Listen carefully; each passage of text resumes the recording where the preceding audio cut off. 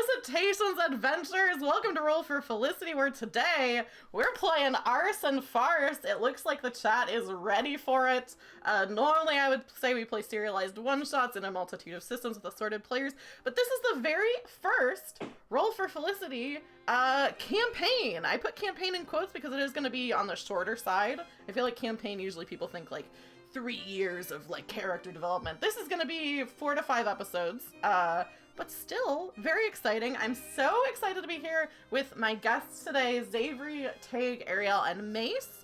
You may recognize them because we did character creation already in a previous stream with this group. We have played Good Society on the stream before. We are going to be playing new characters and a new story, but we're all familiar with the system. I'm really excited to play it again. If you're new here, my name is Taylor. I'm going to be the facilitator for this session, and I'm also the person behind Roll for Felicity. If you are new here and you're not already following, and you like seeing a lot of different tabletop games, a lot of different people playing, this is honestly the channel for you. You should be following me, because that's exactly what I do. I also play video games, usually Tuesdays and Wednesdays.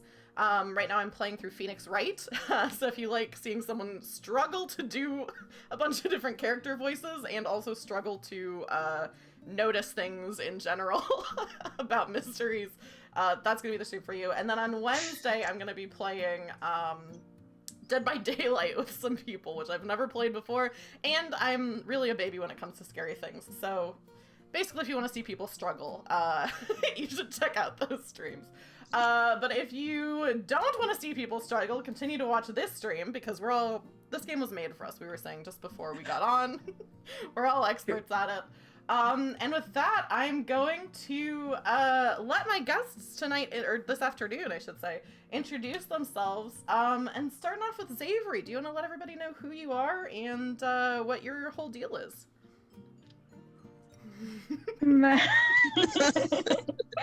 I'm Xavery, she, her, and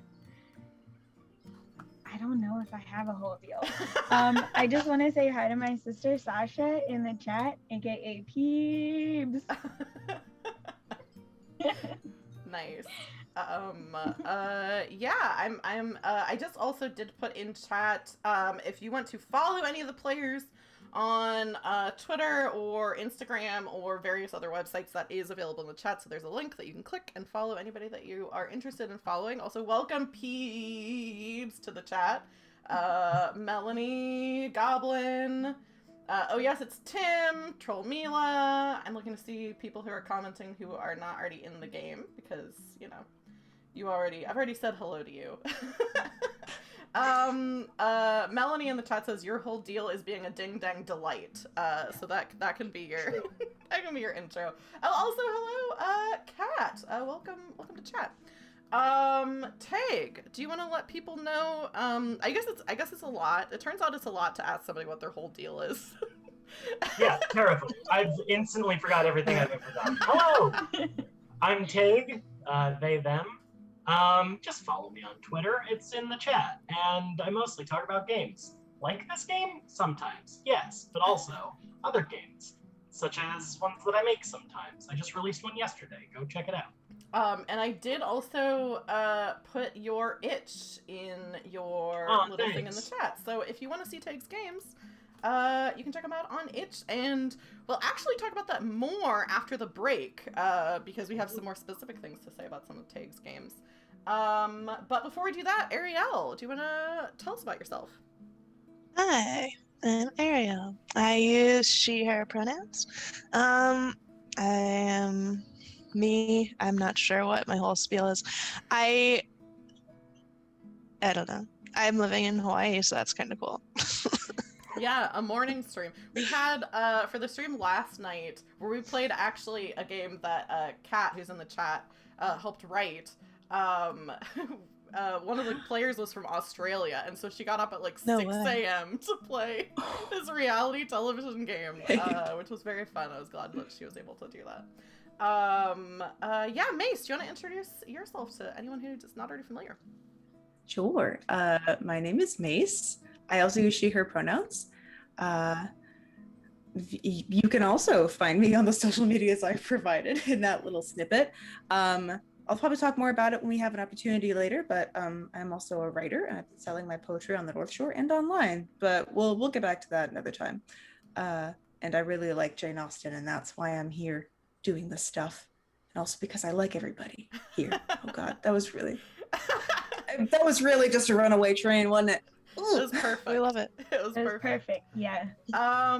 And with that, I'll talk a little bit about the game in case anybody who is watching is not familiar. We're playing the game Good Society, which is, as has been mentioned, a Jane Austen themed tabletop RPG, and you should be able to click a link in the chat.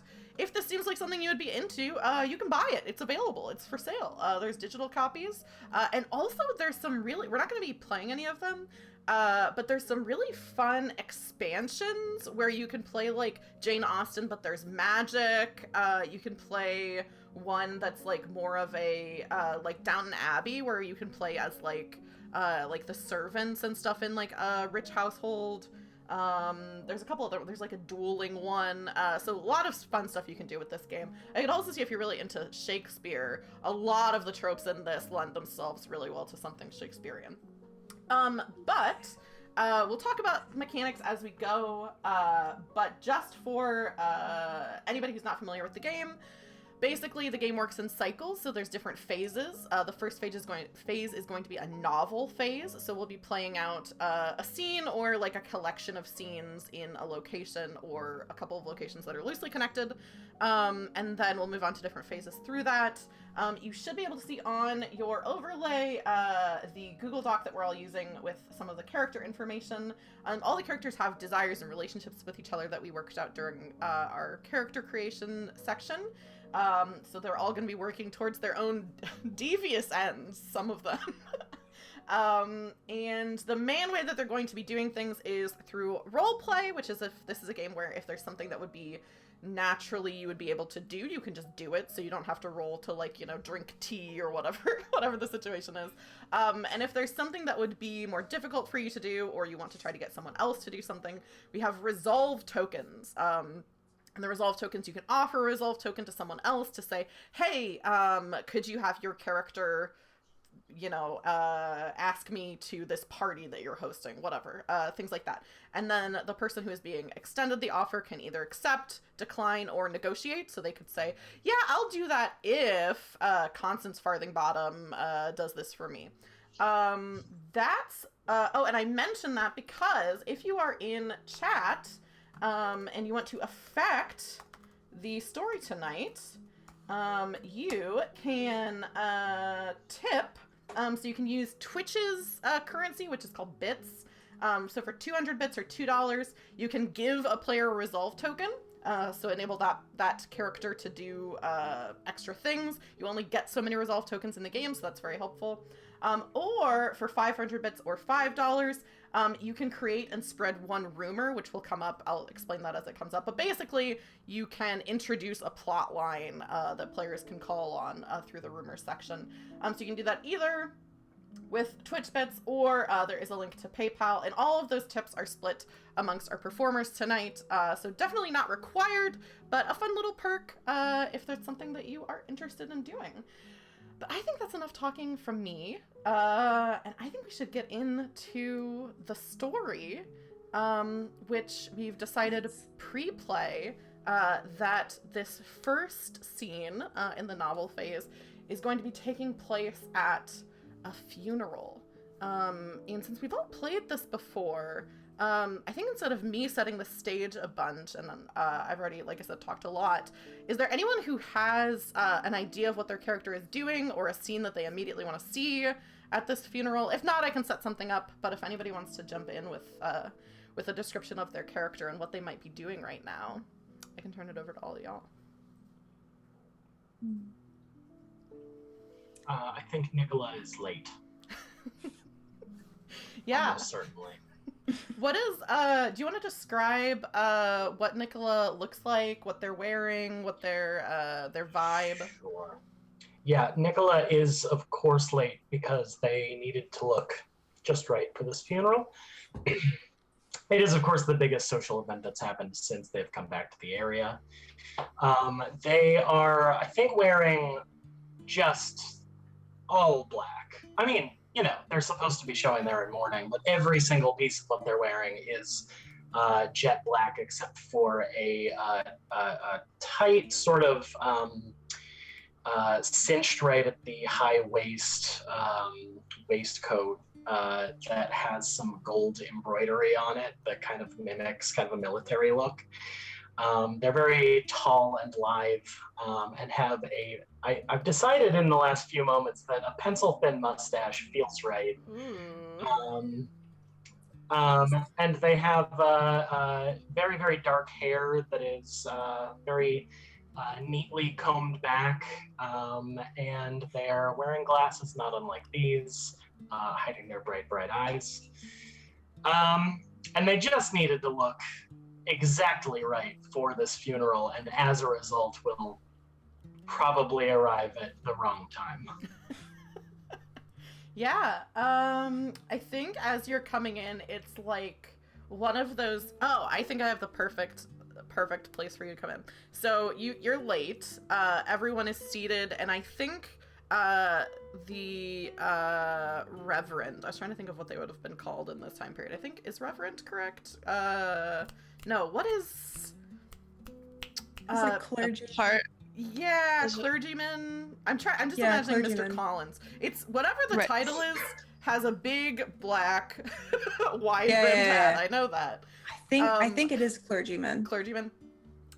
He is has just finished the sort of like sermony part, and I think you come in right as everyone is like supposed to be praying, so it's like dead silent in this echoey church, and as you come in, obviously, I imagine you're not coming in like super loudly, but as you try to slip in, the door shuts with kind of a loud like creak and poof. And I think anyone who wants to, certainly some of the people who are not main characters, turn and look and give you a little bit of a scowl as you enter. Great start. I'm just going to kind of ignore the scowls and look for Philip. I have noticed his presence and maybe do like a light smirk. Yeah, their presence, yeah. Their presence. I think Philip is not...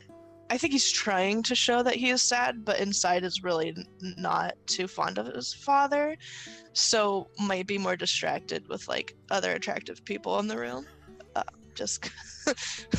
But try not to show that.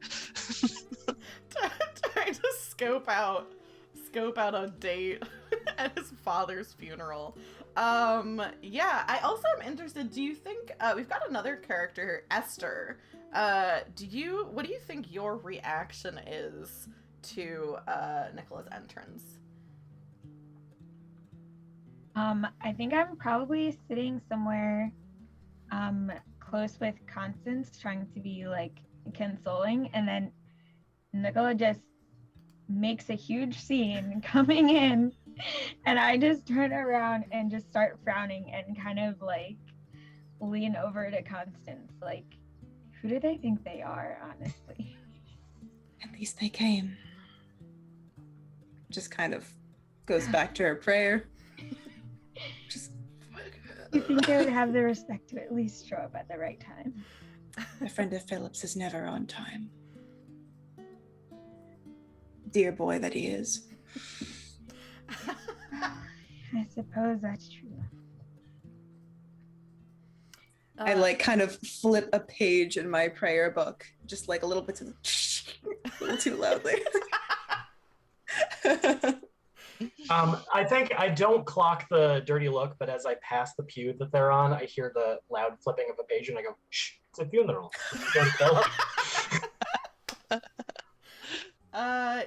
Are you gonna try to find a seat by Philip, or are you just looking for whatever's available? There's probably not a lot of open spots. I'll just be kind of on the same side of the chapel that he's on.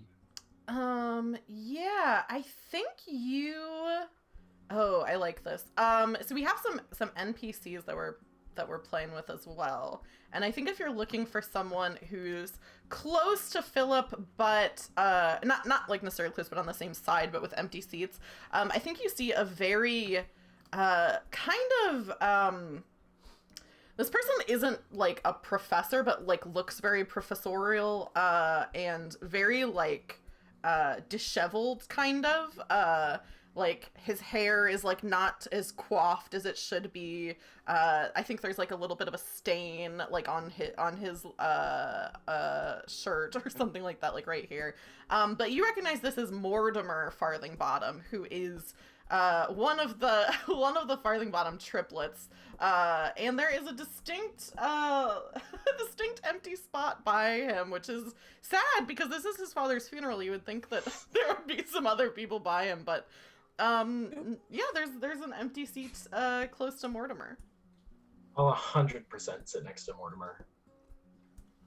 Yeah, I think he looks over you with these big, like very like if like a person could have Precious Moments eyes, like those big teardrop eyes, it's not like a monstrosity like that would be, but it's like the closest thing that a human eye could get to that. Just looks like the anime shaking pupils. Yes, and just looks over at you, and you can see he has been crying, is not actively crying now, but looks pretty grateful that that you've sat next to him.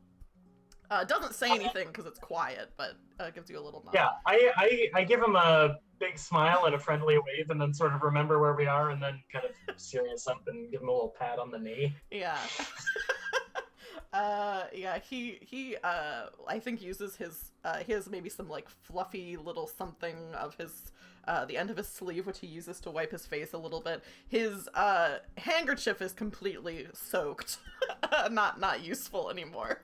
So you see he uses his sleeve, and I think tries to give a little hello, but it just comes out as a sort of a little sob. I said I was gonna play a sad sack, and Mortimer is sad, but also it's a funeral, so but yeah, he gives you a little like and like as you sit down. And I think unless there's anything else that anyone wants to establish during the active like funeral scene, I think the action takes us to I think there's a shot of the actual we're playing fast and loose with historical accuracy. I do not know what the funerals in the Regency era were like. I imagine some sort of graveside scene. If not, it's happening in this version of Jane Austen. So I think we see a shot of everyone kind of standing around the graveside, and then we'll go straight to, I think there's a, like, sort of calling hours-esque, like luncheon, like talking to the bereaved, that kind of thing that there usually is following a funeral. And that's where all of you find yourselves after the service.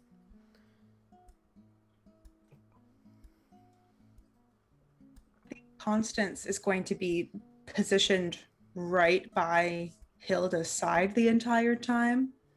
Probably just like holding onto her hand or her arm, and like probably a little bit too much of like a guard dog kind of fashion when people are just here to say they're sorry. But I think that she's like really taking her perceived responsibility to like be the strong one very seriously here. Yeah.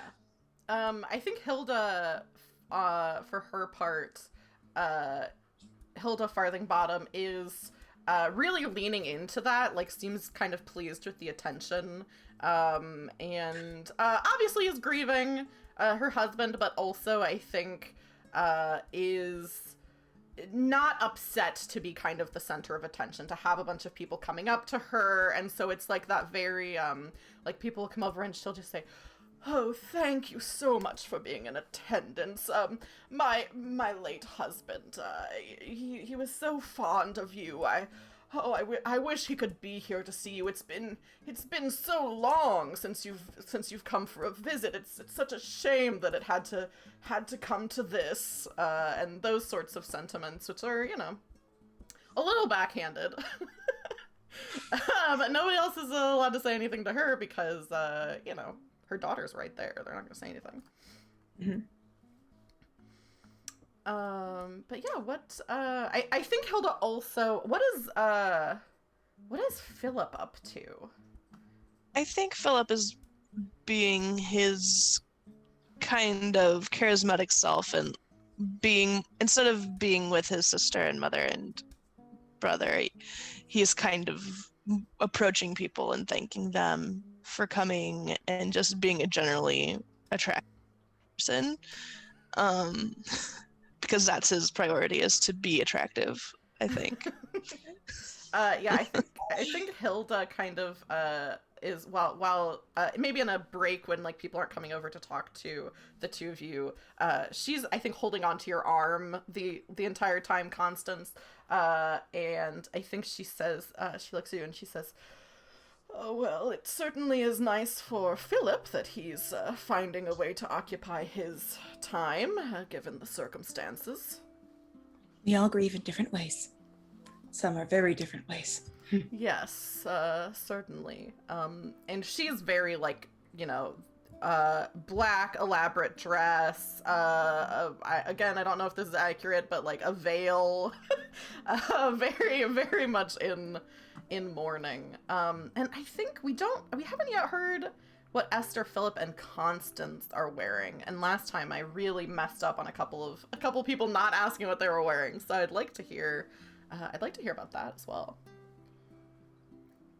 Esther's probably just wearing a very modest, like, high-necked, like, very simple black, like, straight down dress, and probably a little, like, black hair bonnet to cover her, like a little brim. Very, like, plain compared to what some other people are wearing. So I think Phillip will be extravagant a little bit, going with the black theme, but has a very frilly black lace cravat and maybe white pants, which is probably not the move socially, but it looks really good. I think that Constance is going to be in something that's of like a bit of a pattern, like a gray and black checked pattern for her dress. So there's like a little bit of, I don't know, she's not fashion forward, but then a very simple sort of black spencer to like make a black up top, and probably a complementary bonnet as to what her mother is wearing, so that it looks like, the family's kind of together and kind of united purposes and such, and probably some sheer black gloves as well. I think Mortimer has like a vest that is that same pattern as what your dress is as well, to kind of like lean into like, we're a family unit. Mortimer's not really talking. He's kind of standing behind you. He's gotten a new handkerchief and is dabbing at his eyes. Constance has like 3 extra handkerchiefs in her reticule. She's like, there you go. Always prepared. Regency juice boxes. I love that. I don't know what that would be. Yeah, I don't know either.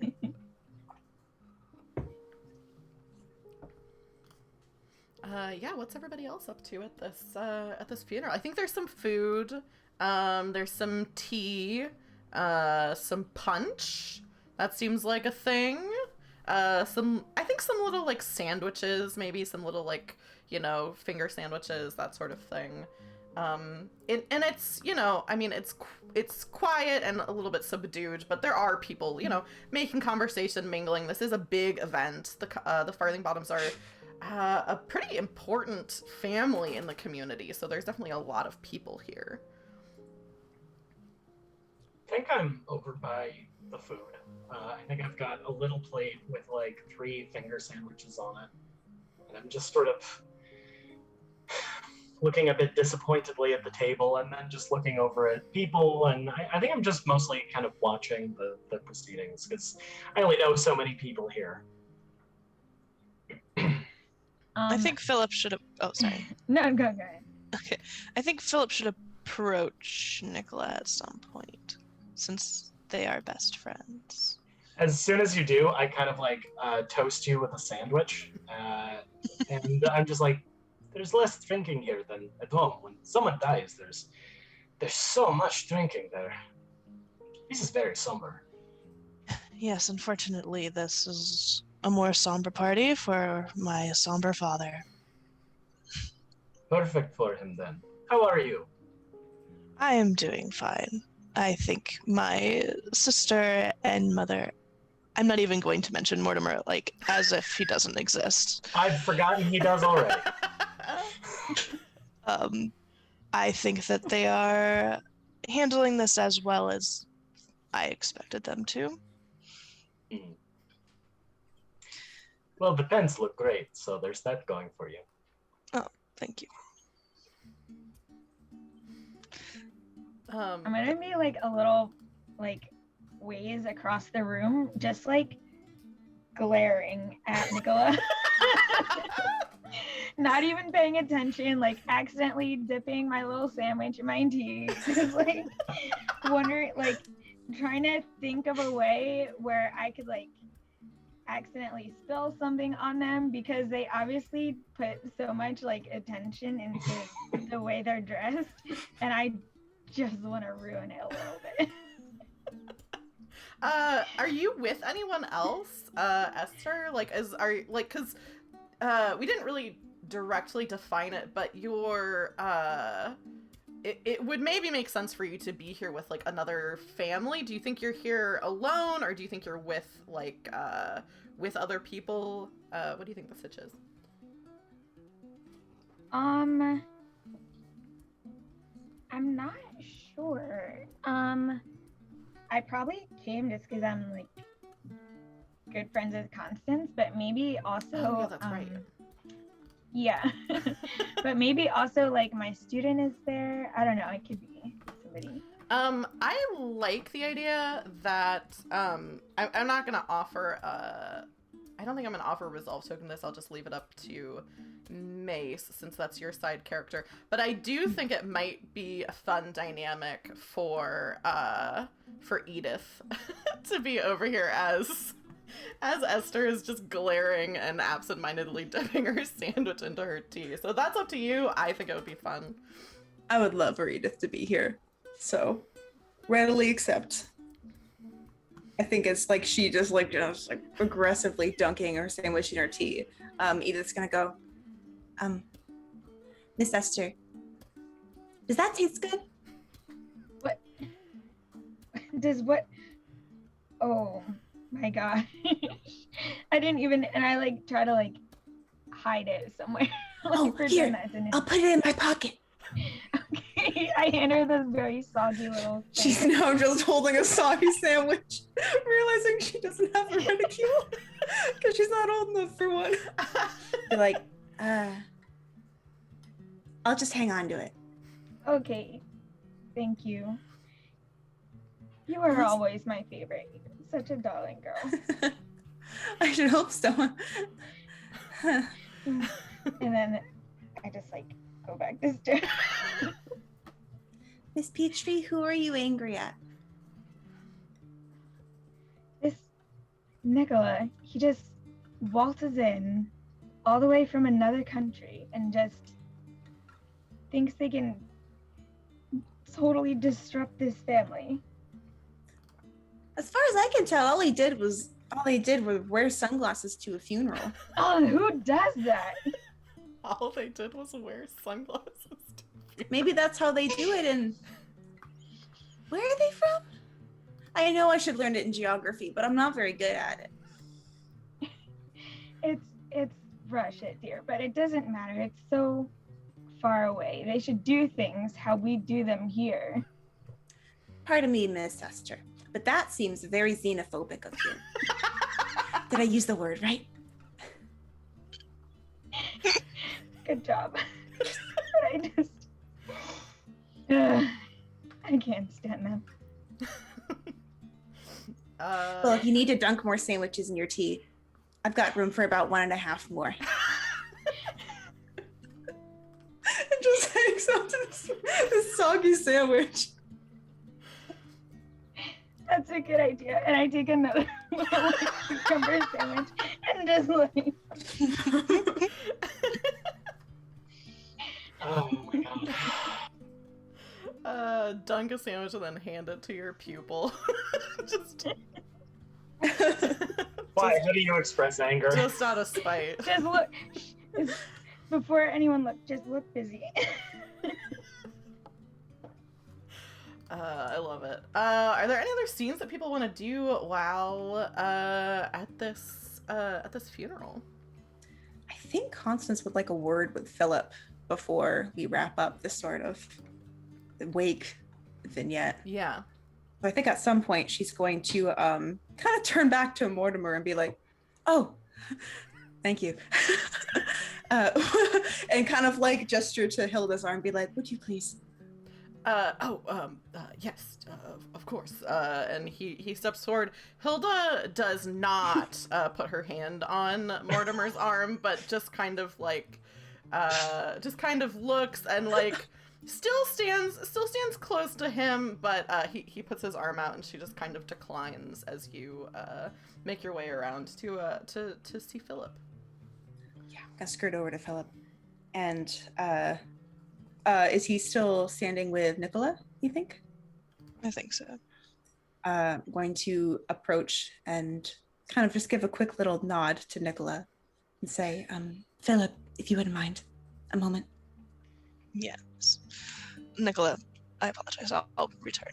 Yes, what can I It's help fine. you I with? have all the company I need. Constance, how are you? That's the first time you've asked me that all day, which is very pleasant of you. I'm sorry, I shouldn't be speaking to you that way. Everyone grieves in their own way. How are you? I'm doing all right. I feel as if Father wouldn't really mind my feelings here anyway, so I'm just trying to be as cordial as possible. Do you need an extra handkerchief? Do you need anything? I No, can fit a lot of things in my ready. Constance, you're fine. Let a man be. You've always been a very dear boy, Phillip. And I just kind of like give him a little pat on the cheek.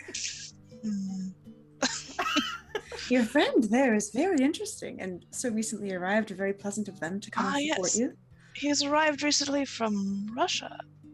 Oh, very interesting. They must have a different time schedule in Russia, otherwise they would not have arrived so late. I think they, yes, the trains must have been off. I'm sure that was it. The trains? Trains from... Train is slang for carriage. Where we're from. Yes. I have Regency jet lag.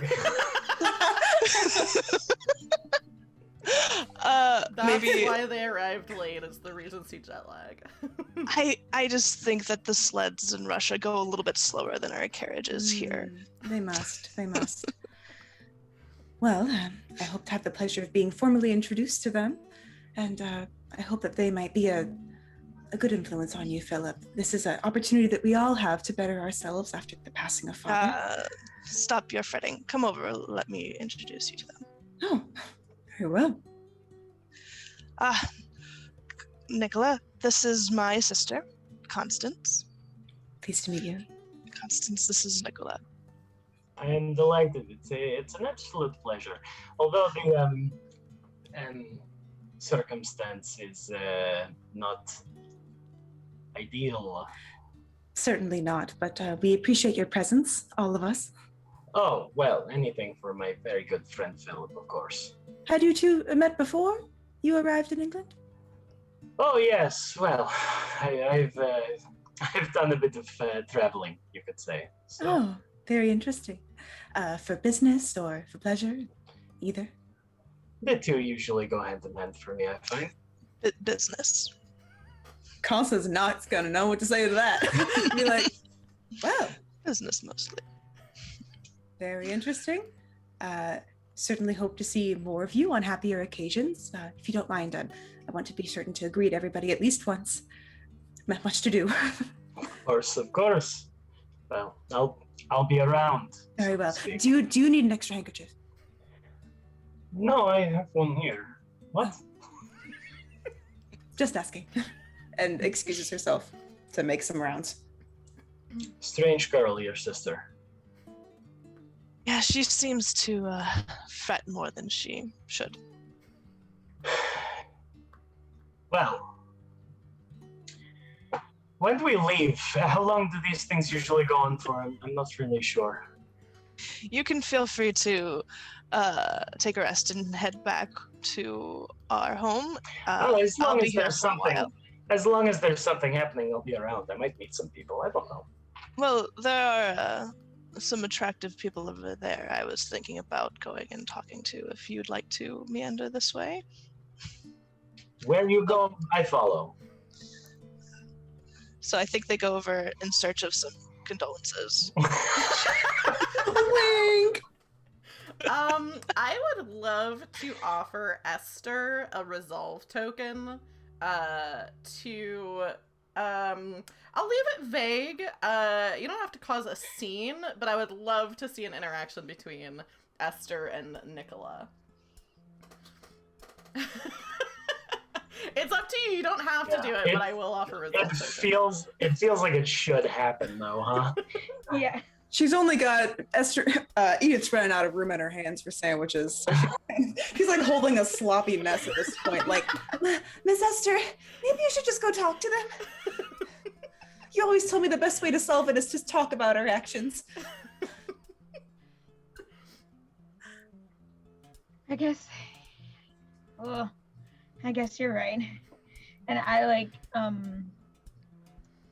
act like I'm gonna go talk to them, but really I'm just gonna try to like see if I can like bump into them. Perfect. Go ahead and give yourself a Holy resolve chick. token. I'll take away one of mine. I maybe this is trying to give myself too much advantage here. But being that Nikola is very graceful, considering what they do, does it seem reasonable that they might kind of see Esther coming and kind of like catch her rather than, actually be like straight up bumped into? I like that. Yeah. Absolutely. Oh my goodness, how clumsy of me. I'm so sorry. We nearly ran right into each other. It's a pleasure to meet you, and my condolences on this very, very somber occasion. My name is Nikola. It's lovely to meet you for the very first time. Please stop touching me. And I like, is it possible that they have like met before and then Nikola just doesn't remember? I think so. I mean, it's up to you two, but I think Tag was setting you up for having been slighted.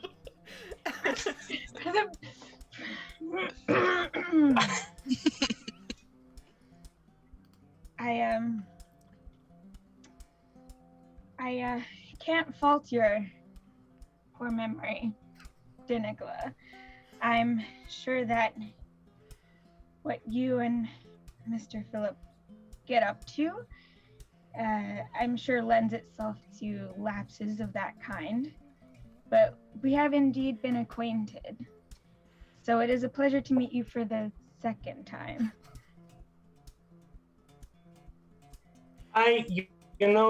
This is very embarrassing for me. Please, you must forgive. I have carriage lag. Esme, Applebottom, was that right?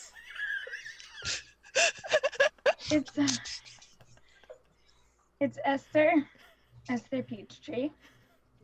Esther, right. That was my next guess. Yes, I teach the students here in town. A very noble profession. You must be very, very proud. It is. I am. Thank you.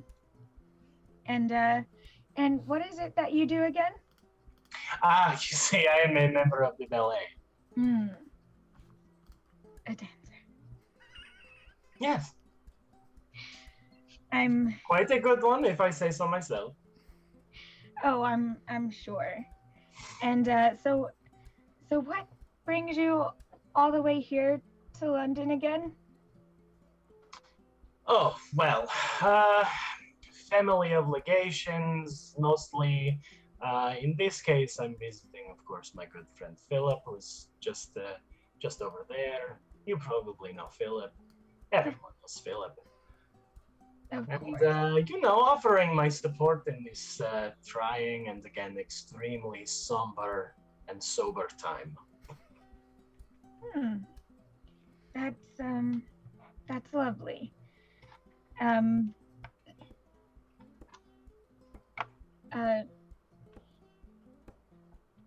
You know, I'm so happy that you're here. It's so odd not to be able to look my conversation partner in the eyes when we speak. Oh, I realize I'm quite tall, but oh, big glasses. I see your point. And we'll go ahead and take off their glasses. I'm gonna put on my real ass glasses because I can't see you otherwise, and sort of just tuck them into a pocket. Nicola's eyes are this bright, cool blue. Is that better? Is that helpful for you? Perfect. It's lovely. I hope you enjoy your stay in our fair countryside. And as soon as I've gotten them to kind of do something that I wanted them to do, I try to dip out of the conversation. I'm gonna look over at Philip as soon as she walks away and go, this might be better. I mean, everyone always says my eyes are beautiful, so of course if we're meeting people, that's maybe... I think Philip kind of swoops back in and has taken note. I don't know. How old is Edith? I want to be creepy, but not that creepy. I want to be creepy, but not too creepy. Oh, Esther, you mean? I think. No. Oh, Edith. Edith. Edith's a teen. Is a teen, yeah. I was going for 14. Yeah. Okay, maybe too young, but I think too young for Philip. That's a piece of historical accuracy we can probably... Yeah. Though I feel like maybe he met her as Esther was walking away after this conversation with Nikola, noticing that there was something funny and then kind of just being that flirtatious self.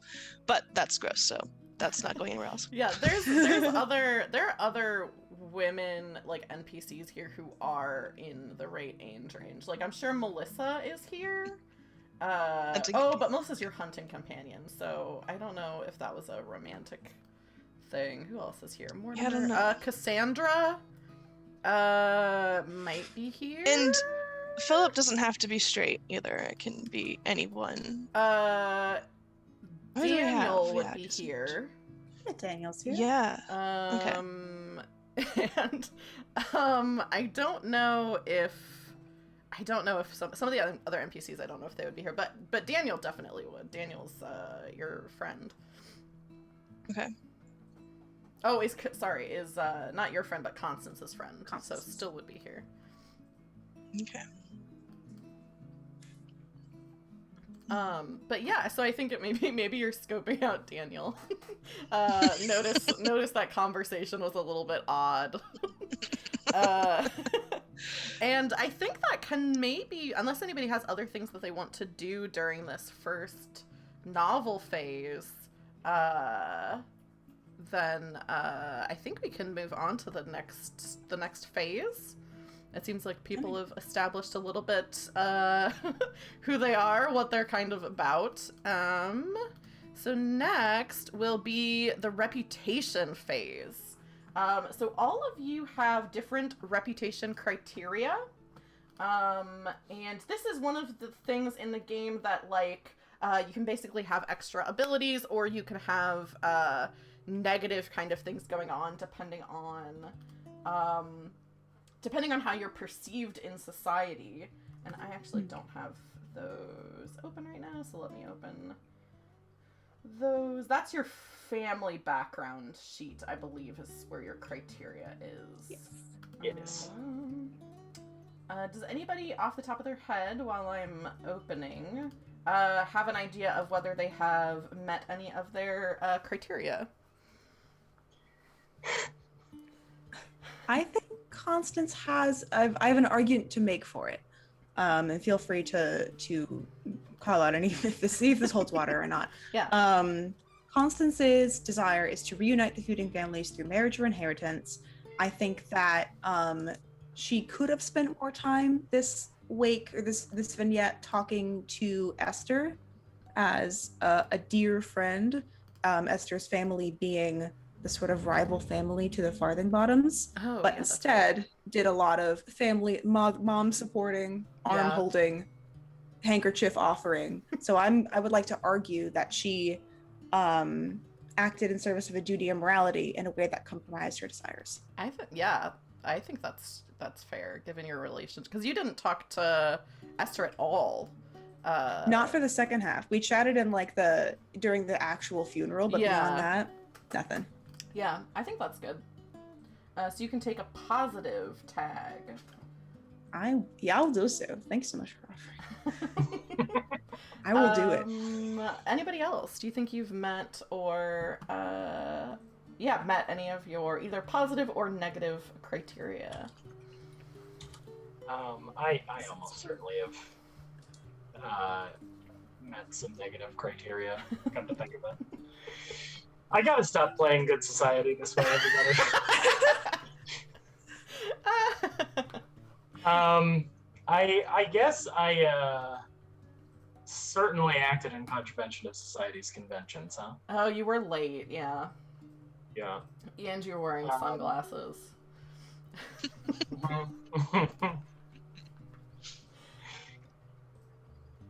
Yeah. Yeah, I definitely have a negative one as well for I guess acting on a desire in a way that compromised your duty or morality. Yeah. Just trying to start shit for no good reason. and making your charge hold a bunch of soggy sandwiches. No, the sandwich thing was fine. That was normal. Everybody does that. I do think this game is more fun if everyone behaves poorly towards the beginning. So I always encourage poor behavior. I think, in general, because I wasn't being very supportive of my family, I probably also acted against society's conventions. Yeah. You were scoping out hotties at a funeral. Yeah, that's not. I think in any society that's at least frowned upon. Not a cool one. If we Not could a very, all very just cool be a little bit more cool. So you can go ahead and take a negative tag. I would propose perhaps self-obsessed or tasteless, but it's up to you. Yes. Do we have any other? Did everyone? I'm going to take uncouth, I guess. Okay. Yeah, I'll take self-obsessed. I feel like that was my first one last time too. It may have been.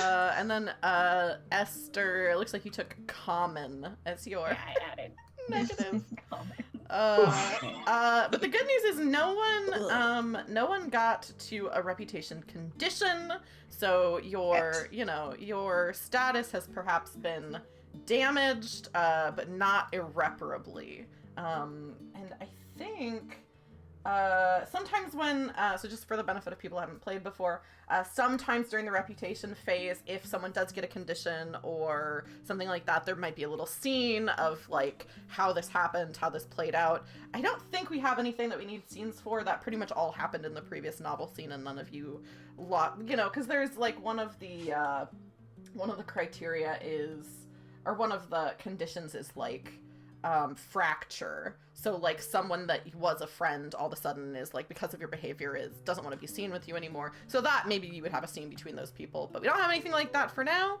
I believe that will be it for reputation. As always, I may have forgotten something, but I don't think I did. At which point we can move to rumor and scandal. So there is a tab for everyone to tab over to on the Google Doc that says rumor and scandal. Does anyone remember who we started with the last time we played this for rumor and scandal? No. No, not at all. Okay, we're probably in a different order anyway, so I'll say, I believe I get to participate in this. So I'll say I'll start, and the way rumor and scandal works is, everyone gets 2 turns during this phase. We'll start with me, it'll be me, Zavery, Tag, Arielle, and then Mace. Mace will go twice, and then it'll bounce back the other way. On your turn, you can either create a rumor, or spread a rumor. When a rumor is spread, that has a little check mark next to it, during the next novel or, I'm just gonna say letter writing phase, because I cannot say the word that it's actually called. I can't pronounce it ever. And during either of those phases, if you want to have that rumor affect the story, you can spend the spread token the way that you would spend a what are they called? A resolve token, to have that have an effect on the story. The rumors do not have to be true. In fact, it's a lot of fun if they're not true, but if they are spread and someone acts on them, they could become true. So you could put something here and you don't intend for it to be true when it happens, but maybe it's partially true or completely true. I think, I'm trying to think of a good rumor. Who hasn't been... Okay, I think the rumor I'm gonna do to make this a little bit spicy is gonna have something to do with Constance, because Phillip kind of has a desire that I want to get kickstarted, and I'm gonna be a nasty little facilitator and spread a rumor about Constance. And I think it's gonna be Constance has a gambling addiction. Wow. That's like me projecting onto my sister. Yeah. Constance has a secret gambling addiction. I wonder. I guess horses beans. would probably be the thing that you would be gambling on. Constance is a horse girl. Oh, does she have that energy though? Fond of the horse races. So that's mine. That'll go over to Zavery. Do you have a rumor in mind? I'll take over typing duties. So if you say it, I will type it into the sheet. I don't have a specific one in mind. I just think it would be really funny to give Mortimer like a really funny rumor. Yeah. I just don't want him to have one that is like so silly.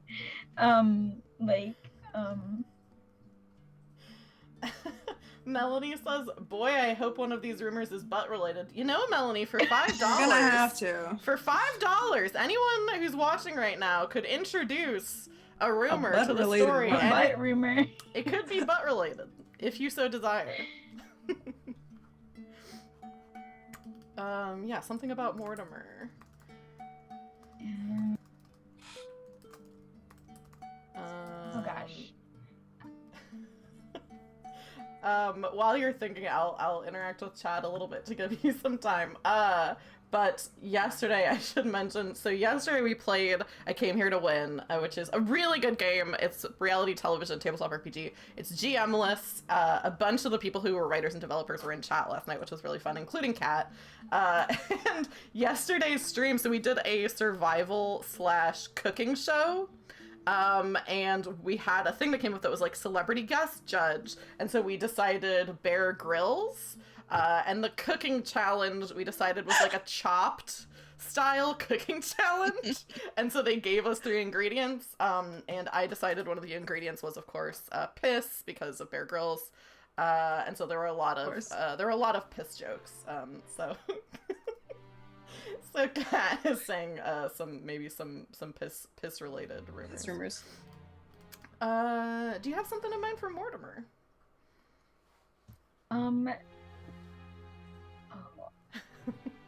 I don't know. Like, I think I just want to say, like, he's a plant guy. Yeah. I think I want to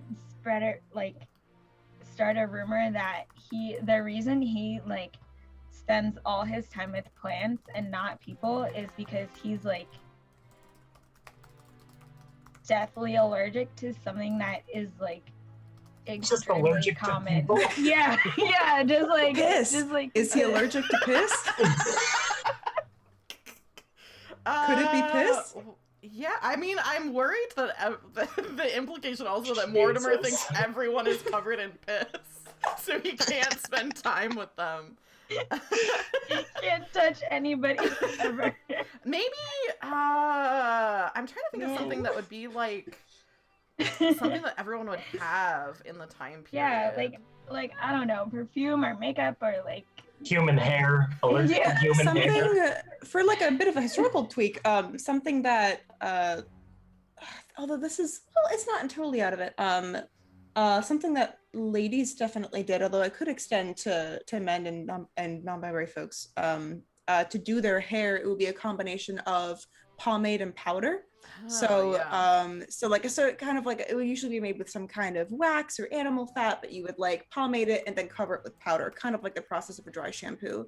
And that would hold your hairstyle and keep it just like, so you didn't have to wash it all the time. Which I meant their hair also was did already grody. say his hair was not very kempt. So if he's allergic to pomade, that would make sense. Mortimer, okay, so the rumor is Mortimer spends all his time with plants and not people because he's allergic to pomade. I love it. Tay, do you have a rumor in mind? Oh boy.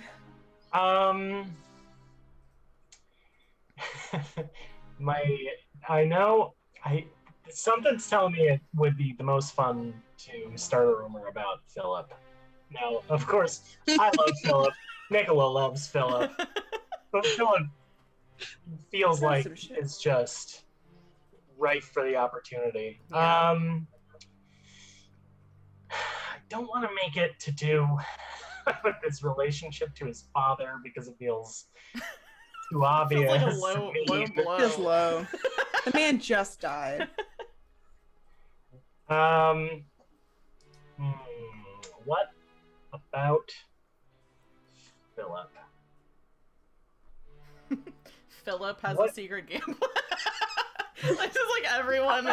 Everyone in the family. Everybody but Mortimer. Everyone but Constance has a gambling addiction. Who would Philip has be? a gambling addiction. Mortimer's allergic to pomade. We're fucked up. You know, a family. Yeah, the Farthingbottom family. Everyone's got one. Maybe.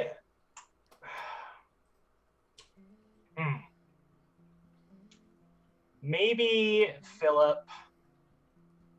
What is a profession that is like really not respectable?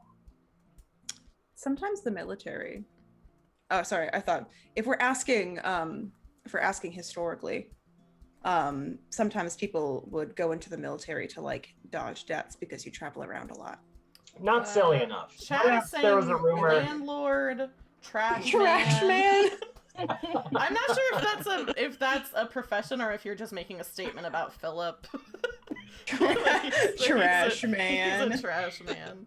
I was thinking, what about like and maybe this is too biblical, but like some sort of like government like tax collector or like something along those lines? Like an attorney, maybe. Oh, or an attorney. God, imagine being a lawyer. Philip is secretly Philip has a secret profession. I wasn't going to say that Philip has a secret profession. I was going to say something to the effect of like Philip had a torrid affair with a trash man.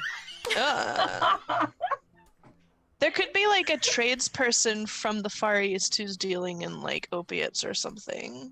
That could be really scandalous too. That sounds cool, though. Like a sailor. Yeah, that sounds very cool. You made yourself sound so cool there. Maybe like Philip had an Shoemaker, affair with someone. like the coolest person in the world or something. I don't know. And that's supposed to look bad. That seems embarrassing. Guess I shouldn't be in charge of my own rumors. A valiant effort. I think like a tradesman is a good bet though. Like any kind of tradesman, especially Perhaps a for cobbler, the least Cobbler. respectable profession. Or what about like an actor, but like an understudy? Oh man, what if it was Sandra's understudy? Horrifying. Okay, Philip had an affair with Cassandra's understudy. I do like that. I think that also brings in another of the secondary characters, which we don't have to do, to be clear, but it is fun to bring them in. That's Arielle. Now you get to you get to hit back at someone, or you can spread a rumor about your family if you'd like. Yeah.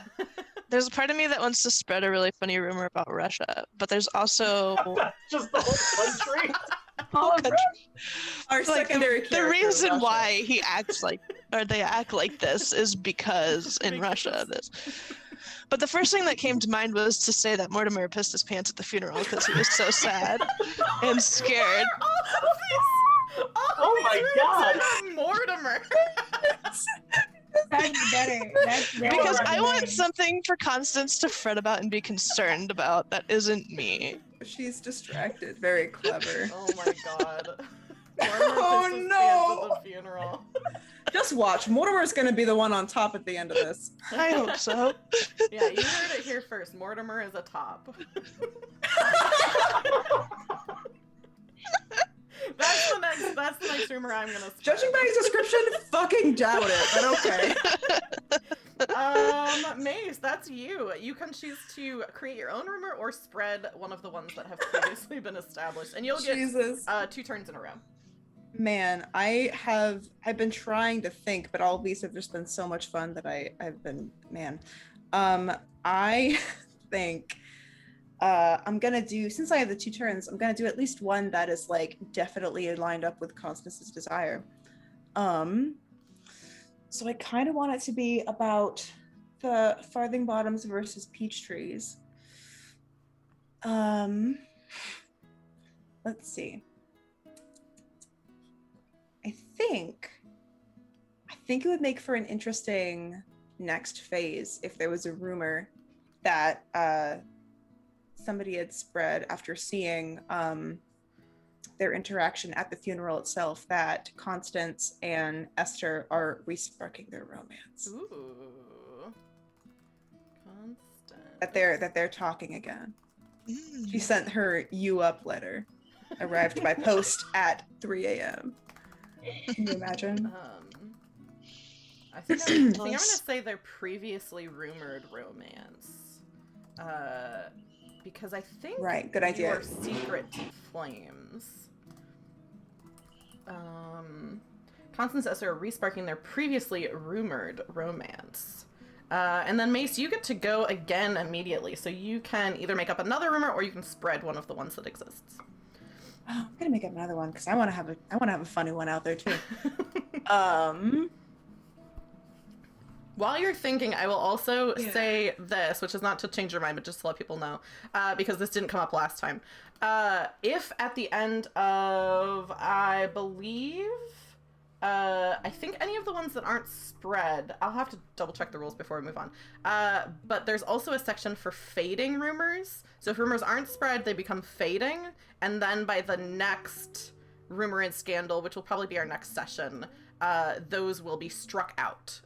So they'll still have been spread, but didn't really catch on. So if there's something that you really want to, like, be a part of the story, spreading it is a good idea. But also, like, I'm not saying that to say, like, Mace, you really should spread one of these, but because you won't get a chance to do it I'll look at the rules, but you might not get a chance to use one of these if none of them are spread. And I'll look at that while you're thinking about your rumors, just to make sure I'm right. I kind of, because there isn't one about them yet, I kind of want to start one about Nikola, but I'm not sure how I want it to go yet. Let me.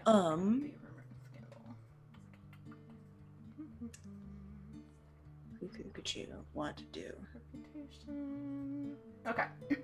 At the end of each rumor and scandal phase, okay. Gossip and scandal don't stay current for long, especially if no one is spreading them. During the rumor and scandal phase, rumors that have not been spread will fade out. So at the end of this, any of these that aren't spread, I will immediately mark as fading. I believe, if I'm reading this right. And then the next phase, they will be, I think at the end of the next phase. Yes, so at the end of the next phase, any of ones that this time are marked fading will be crossed out. So they'll still have been something that people said, but mechanically you won't be able to access them. Just so we're all on the same page with the rumors. I really can't think of anything. I don't know, my funny bones are running dry. Are there any suggestions as to something to spread about Nikola? I'm trying to think along the lines of like their relationship with Philip, or maybe somebody witnessed what happened with Esther. Yeah, that was gonna be my thing, because my desire is to turn Nikola's connections against them. So I kind of wanted to do something that like put a wedge between Nikola and Philip, because they're like such good friends. In that case, so we that could could be start one and spread it if we do. We could. I was interested in starting two conflicting rumors as well. If Esther's, I think it would be, this could be shot down. I think it'd be so funny if all Esther wants to do is just destroy Nikola, and all the rumors are like, I think she's into him. I think she's into him. They took off their sunglasses to look right at her. That's great. So maybe not so Esther centric, but yeah. But the recent arrival from Russia was checking out Esther Peachtree at the funeral. Ooh, I do like that. If that's what you're going for, I will type it in. The recent arrival from Russia was checking out Esther Peachtree. I think that goes back to Arielle. Do you have another rumor that you want to create, or do you have one that you want to spread? Also, I will say Kat in chat offered to give a resolve token to the first person who vows to take Philip down. So, just putting that out there. Chat is stoking the drama. Kat just wants Mortimer to be okay. That's true. My brain was like, what if Nikola is Cassandra's understudy?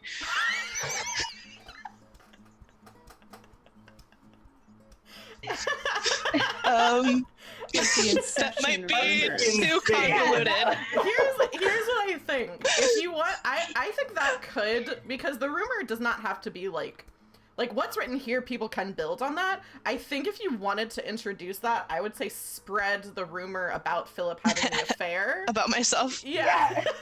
And then could call upon that during play to say Philip, maybe is the understudy. I think that would be fine for a rumor to develop. That's funny.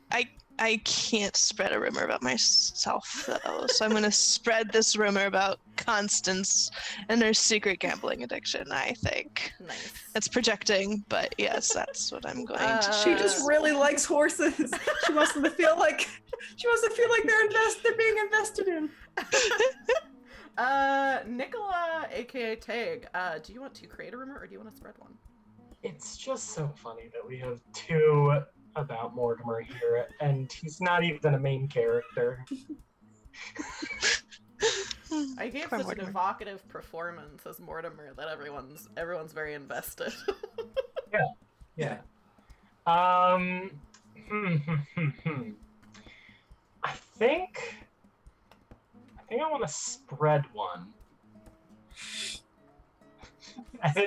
It's not going to be that one. That one. It's too mean. I'm torn between Constance and Esther re-sparking their previously rumored romance because I think that's a good building block for drama. Yeah. And the pomade one is very funny to me. Yeah, both good options. I think I'm going to spread the one about Constance and Esther. Cool. Tight. And speaking of Esther, what do you want to do? Do you want to create another rumor, or do you want to spread one of the ones that is available?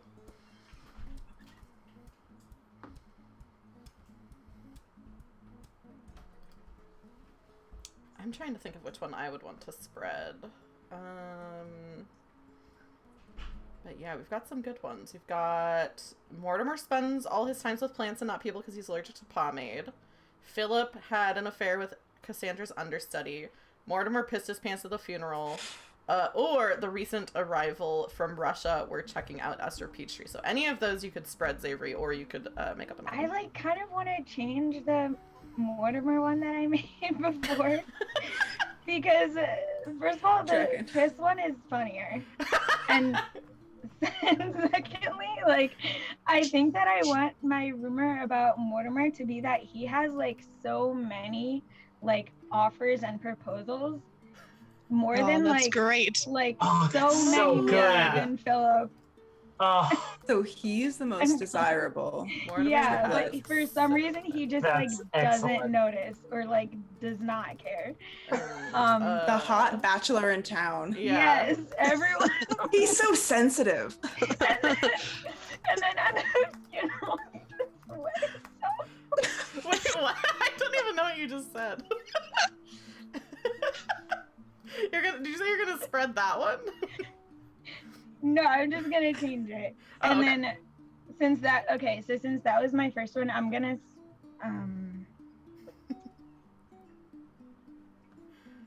let me see. Oh boy. I'm gonna spread that one too, actually. Just double down. Cool. That one's really good. That leaves It is to really me. good. I'm so torn between Mortimer pissed his pants and the recent arrival from Russia with checking out Esther Peachtree, because they're both so funny. We've got a lot of Mortimer stands in chat, so I might. I just saw the word Making everybody fuckable mad. go by. I might risk their Oh, ire. I didn't even. Xavery, you are gonna have another resolve token compliments of Cat. Ooh. For, I think in exchange for making up a nice rumor about Mortimer. So you can give yourself another resolve token. I'm going to, it's so hard. I'm so torn between what's funny and what's better for the story. I think I'm It's gonna do a the recent farce. arrival from Russia, just because mechanically you'll all be able to use that, but it is still a rumor that Mortimer pissed his pants. That's a rumor. It is still out there. It's That's still right. out there. It's just not something that you can get a resolve token from using. But Mortimer maybe did. Has anyone else watched I Think You Should Leave, the second season of it? Not the second one yet. There's a sketch where this guy comes out of the bathroom and he has little piss dots on the front of his pants, and somebody else in the office gives him a hard time about it, and Tim Robinson's character runs out and is like, there's actually a pants company, that has nothing to do with piss. There's actually a They pants just company sold the that pants makes like this." pants like that. And then the whole rest of the sketch is him harassing his coworker to Donate to contribute the- money to this website so that it can stay up, so that people don't have to worry about accidentally having piss in their pants. Anyway, if you like the piss thing, you should watch I Think You Should Leave. Any piss fans out there would really enjoy this Yeah, program. any What a piss sentence. fans. What is this stream about? Yeah, let's move on to the next phase. Yes, let's. Characters. And what is the next phase? We've done rumor and scandal. The next phase is letter writing, or epistolary. Related. Which means everyone can write up to 2 letters Or you can spend a resolve token to receive a letter from someone else. So you can offer a resolve token to another main character to say, hey, I'd like a letter from you that says roughly this. Without spending any resolve tokens, you can write a letter to anyone else, because that's, something that your character is capable of. Or you can spend a resolve token into the ether, like not giving it to a specific person, if you'd like a letter from like someone who's not an established character. So like, let's say this probably wouldn't come up in this phase, but like, let's say at some point it's like, I need a doctor's note to talk about like this condition that I have. Or like if someone wanted a letter from what is Constance's bookie, to be written to them, you could spend a resolve token to have something like that happen. And you can use at this point any spread rumors. You can, during this phase or the next novel phase, cash in that rumor and spend it like a resolve token to have that thing take place. So for example, if you wanted a letter from Constance's bookie, you would spend that resolve token to have that letter instead of one from your pool. Does that make sense? Cool. So this one we don't have to go in any particular order. Does anyone have a letter that they would like to write or receive? I just thought of one that I feel like maybe Nikola should. Now that they're in England again, they should probably write to Grant. I was waiting for Grant to make an Yeah. appearance. Oh. Yeah. So I think that seems very likely. I mean, I've been assuming he's part of why they're here. Yeah, that makes sense. Yeah, let me know what you want to write to Grant. Also, I'm going to pull up some of the character art from these connections and try to hold it up to my camera so people can see the art of who we're talking about, because I think the art is really good. But yeah, let me know what you want to write to Grant. I think Nikola starts it as they have any letter to Grant, which is, dearest, and then there's like a scribble where like something was written and then and then crossed out like twice, and then uncle. I have returned to the land of your home. This is of course actually written in Cyrillic, but I don't know how to say that out loud. I believe we should meet at your nearest convenience. Although there are no matters of great pressing import, since I'm here, perhaps I thought you might like to see a beloved relative. I don't know that I have anything like to say to him in a big way yet. Like I think it's mainly just kind of like a, hey, I'm here. Yeah, establishing Grant as a character. Yeah, I think that's perfect. Do you want a letter back from Grant, or do you want to hang on to that for now?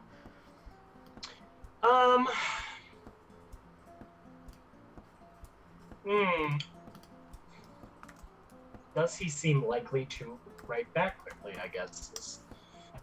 Yeah, this also is kind of, like, the time is kind of nebulous, so whatever you all determine. Yeah. We didn't set a thing for the next novel phase to be, so this could be weeks later, it could be days later, it could be months later. It kind of depends on what you all are doing. Right. I don't know that I need one back, but if he is in the mix and being established here, then it might make some sense. Yeah, if you want, you can hold out and see what other people are writing, and then if you want to cash in a resolve token to have Grant write one back. Does anybody else have an idea of a letter that they would like to be writing? I would like to write a letter to the town tailor. It's Phillip. I have some devious intentions. Oh my gosh! Is that how the letter starts? Yeah. Hi, what's up? Let me start with. Dearest I've got some Taylor, devious I have some intentions. devious intentions. I think this letter is just going to be kind of like an order for new clothing.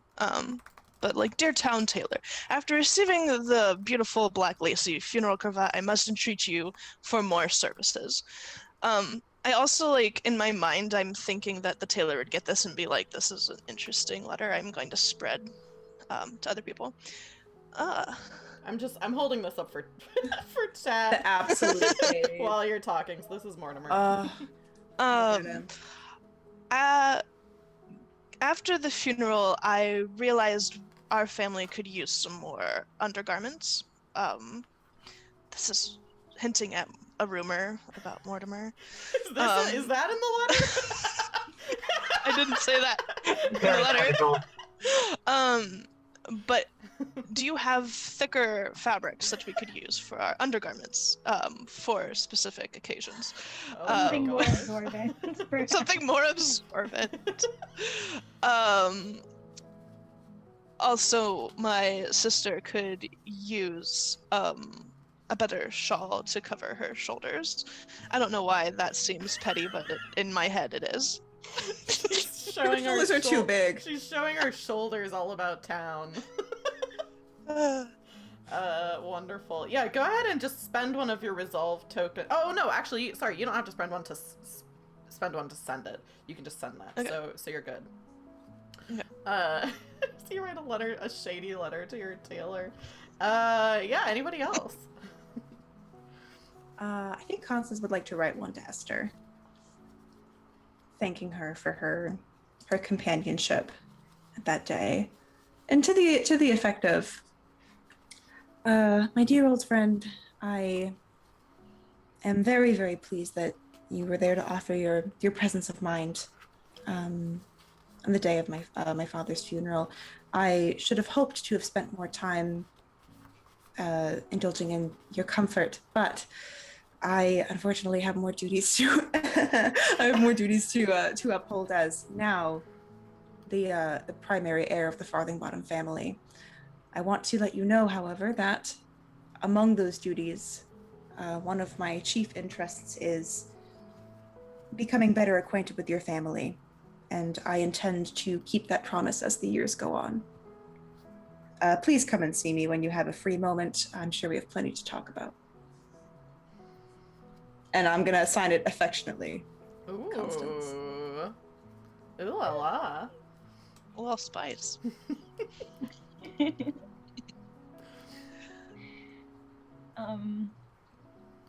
Okay, and then meanwhile, Esther is gonna write a letter to, I don't think we've seen James yet. So she's gonna write a letter to James, just like ranting about everything that just happened. Just being like, and you won't believe they wore sunglasses to the funeral. They weren't on time. And with all this attention, it's severely cutting into the amount of time that I can spend with Constance, given how, of course, busy she is with all of the preparations. And then just like unhinged ranting in this letter to her like old friend who like won't judge her and probably prefers her to be a little unhinged. Yeah. Just like ink spots everywhere. This is Yeah, this and is then- James and for then- the benefit of chat, I believe. This is the James. Yeah. And then ends it but being like, but like, don't worry, I have the matter fully under control. You do not need to come and interfere. Ooh. That's right. That's juicy. Yeah, any other Absolutely letters? none of it is under control. The subtext is nothing is under control. I should also mention that without spending any resolve tokens, any of the secondary characters that you all control, you can choose to write letters from them as well. And if people are happy with having written one letter, that's cool. You don't have to write two, but you can write up to two. So if anyone has other correspondences they'd like. I guess Nikola might also write to Phillip, actually. This occurred to me while we're going through. I don't, I would imagine that when writing to Phillip, they're a bit more casual in their writing. And I don't know the proper casual way for Nikola to ask, so what's the deal now? Are you rich or what? Yeah. It might be that.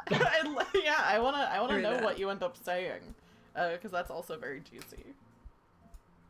My good friend Phillip, upon the incredibly sad and heartbreaking event of etc., etc., one cannot help but wonder for the fortune of their good friend.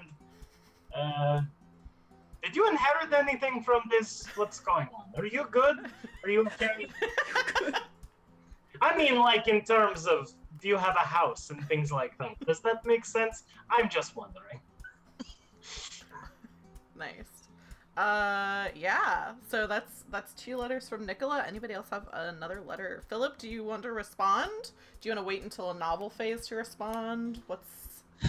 I'm trying to decide if I want to respond as Uncle Grant or if I want to respond as Phillip. I kind of don't think Phillip wants to respond to that letter quite yet. I'm now realizing that letter 100% sounds like I'm asking for money. I like that though. Could be. But I think we need more time for Grant to send a letter than right away, right? I don't know. How does... It's kind of nebulous. So it can, like, you can write the letter and it can have arrived, like, during whenever the novel phase is, like, because we won't have another letter writing phase until, I think, after this novel phase. Yeah, so we'll have this letter phase, a novel phase, another reputation phase, and then another letter phase. So, if you wanted to be arriving at some point during the novel phase, I think that's fine too. It's just being written now. Okay, I'll go ahead and write a letter then from Grant. To my dear child of my favorite sibling, it was so good to hear from you today. I am glad you are finally going out into the world and trying to experience new things, but I am concerned there's no ballet in England.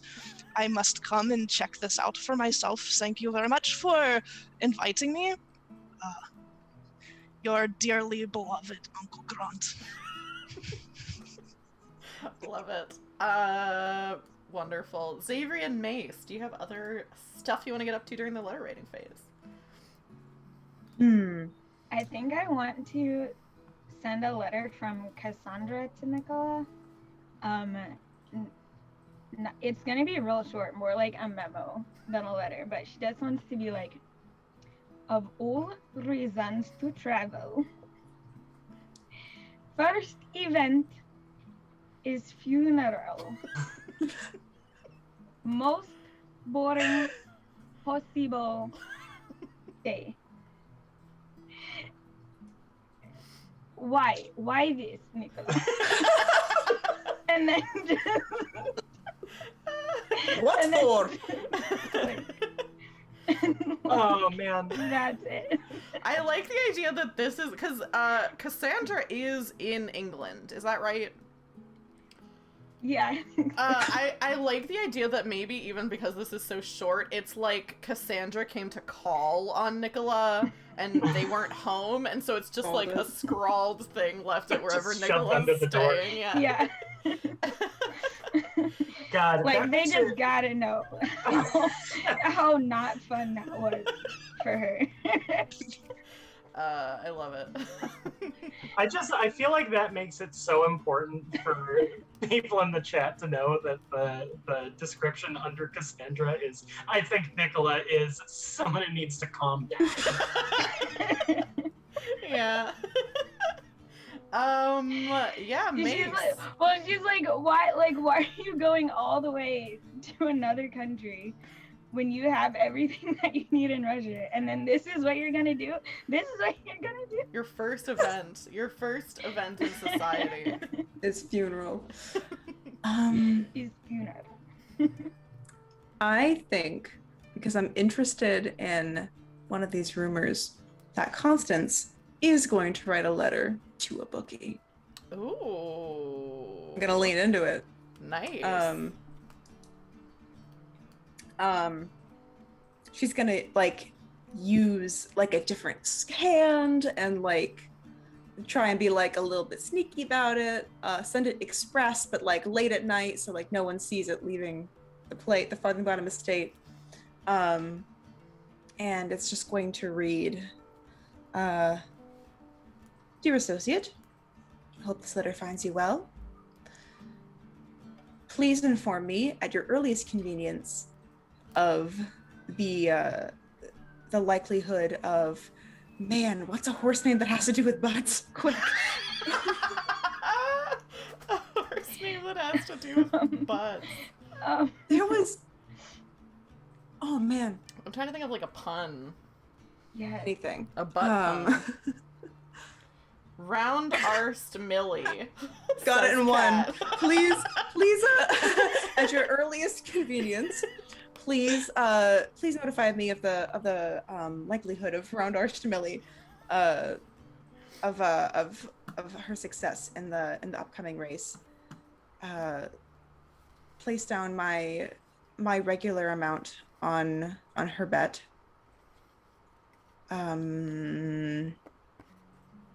A servant of my estate will be there to pick up the winnings, if any.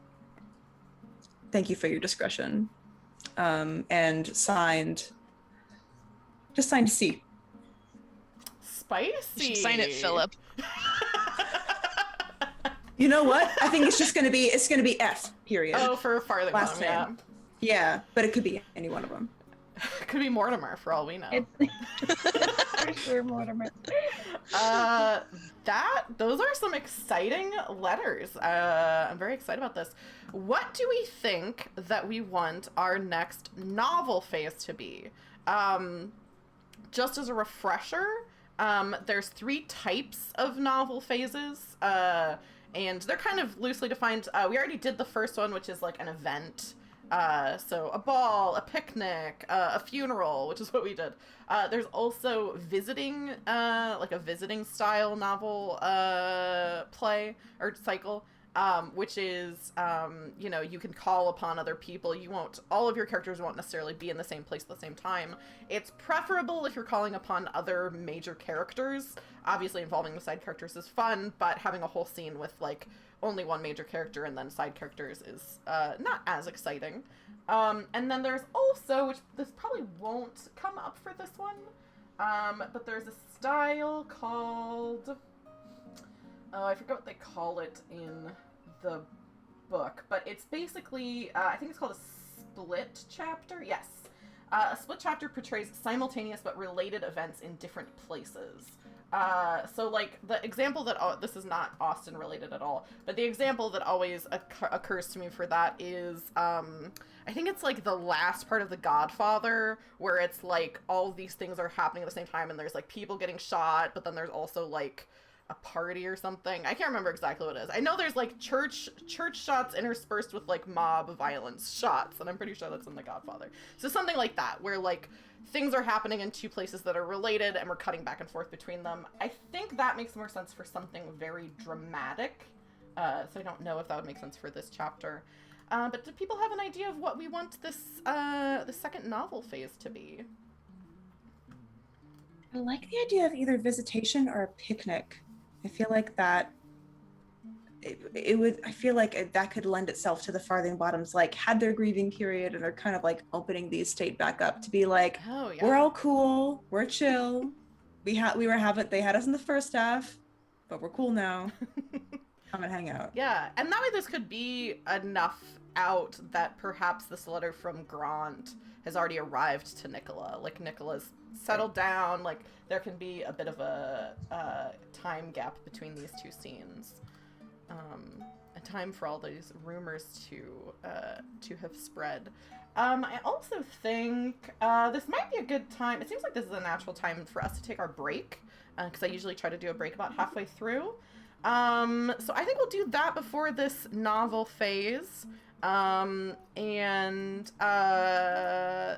we'll go from there. So we're going to take a break for about 10 minutes. So all of us players, some of us are wearing warm clothing on what could be a hot day, so maybe a chance to spend some time in front of a fan, get some water, get a snack, and also a chance for everyone in chat, if you've just been, sitting in front of your computer, get up, have a little bit of a stretch. And we will be back with the second half of Arse and Farce, which it sounds like we'll be at a picnic in about 10 minutes. Let's say 4:50. Around then we will be back, 4:50 Eastern. And we will see you all in just a little bit. I have to look over here and see what I'm clicking. Bye. Felicitations, adventurers. Well, we are back with the second half of our Good Society stream, the first of several. This is a mini-series, and I am here with Xavery, Tag, Arielle, and Mace, and we have been getting up to all kinds of mischief. The first phase of this story, we were at oh yes, and we have, some of us have acquired hats for our picnic that we'll be attending. But yeah, so far we've had a funeral for the patriarch of the Farthingbottom family. We've had some people getting a little bit, getting into some of what their desires are, some of what their relationships with each other are. We're going to be getting into that even more in the second half. But before we do that, in case anyone missed the first little bit of the stream, we're just going to talk a little bit of a reintroduction for our players tonight, and also a chance for them to talk about what other kinds of stuff they have going on. I will go first. If you're new here, my name is Taylor. My pronouns are she, her, and I am the person behind Roll for Felicity. So the main thing that I have going on is this stream. The next stream that I'm going to be doing, I've been playing through Phoenix Wright, so I've been doing that on Tuesdays and sometimes Wednesdays. So practicing different voices, getting goofy. And then on Wednesday, I'm going to be playing Dead by Daylight with some friends, which I've never played before and will not be good at, but it'll be a fun time. And then on Saturdays, you can find me here either playing single-player tabletop RPGs, which is probably what I'm going to be doing next week. And then on the 24th, I believe, we're going to be playing a game that Tag is going to be running, because it's a game that they wrote called Wizard Pals. I will let them talk about that more when it's their turn to talk a little bit more about themselves. But that's pretty much it for me. You can find me on Twitter at Roll4Felicity. You can watch past streams on the Roll for Felicity YouTube channel, including the character creation for Good Society, along with some other stuff that we've done. But with that, I'm going to pass it over to Mace. Do you want to reintroduce yourself to folks and let them know where they can find you? What other kind of stuff you got going on? Oh, I would love to. I'm Mace. I use she, her pronouns. I have a couple things going on at the moment. I, in addition to being an Austin fan and a game enthusiast, I am a writer, specifically a poet. For folks who have access to the North Shore, Massachusetts, like Beverly, Salem, Danvers, etc., I have been selling my poetry in a bit of a Regency, a bit of style. So I type them individually on an anti-typewriter, seal them as though they were letters with wax, and I don't title them. So they're a bit of a mystery until you crack one open. They're available at a couple different coffee shops on the North Shore. If you follow the poetry Instagram, which I'm going to pop into the chat so Taylor can share it, then you can see what some updates are for where they're going to be available, / just general fun things. In addition to that, I'm going to be doing more Regency stuff in person at Gore Estate in Waltham in 2 weeks. On the 25th, I'm going to be doing a live fashion show featuring the work of the peerless Carrie Madura, wonderful costumer, showing off some of her her beautiful Regency fashions for folks who are interested in something like that. So if you're interested, go check out Goreplace's website, and they should have an event calendar, and that's the event on the 25th. So if you want to see me in the flesh, still looking like a Regency person, I would highly encourage you to join. It's going to be great fun. Those are all my things. Yeah, awesome. Arielle, how about you? Hi, Ariel. I use she, her pronouns. I really don't have anything to plug.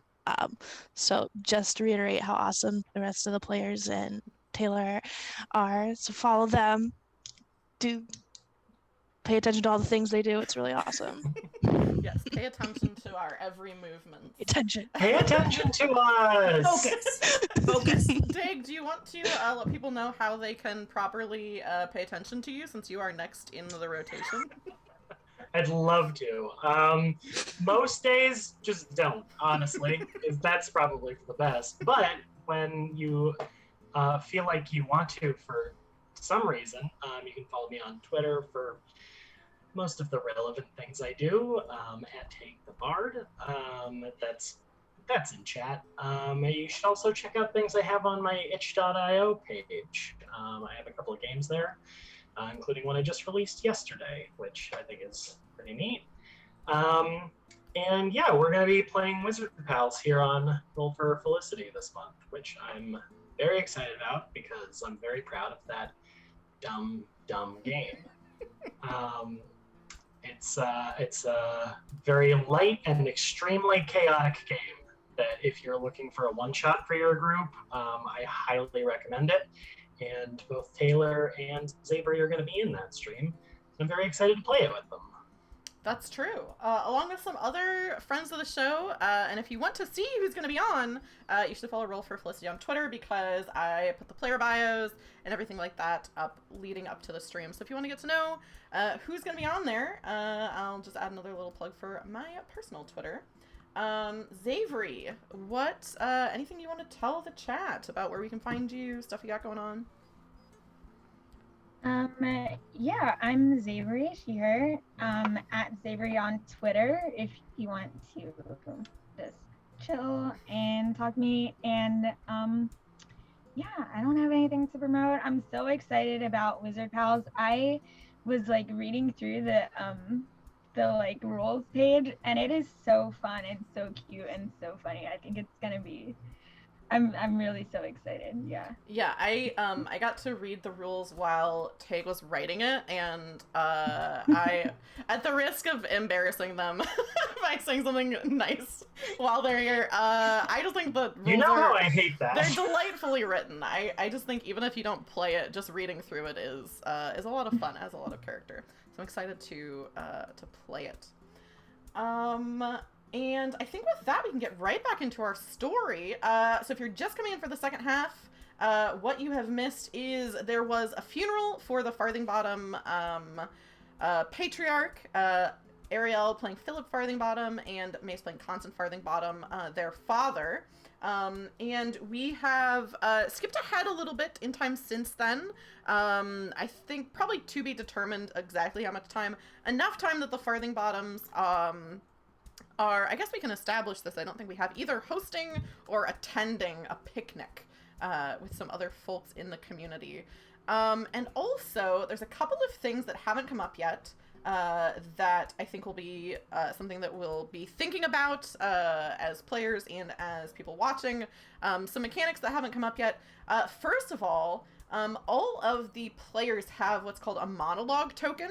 And they can at any time compel another major character to say an inner monologue. So they can say, like, for example, Philip could say, I'm really interested to know what Esther Peachtree is thinking in this moment after something dramatic has happened.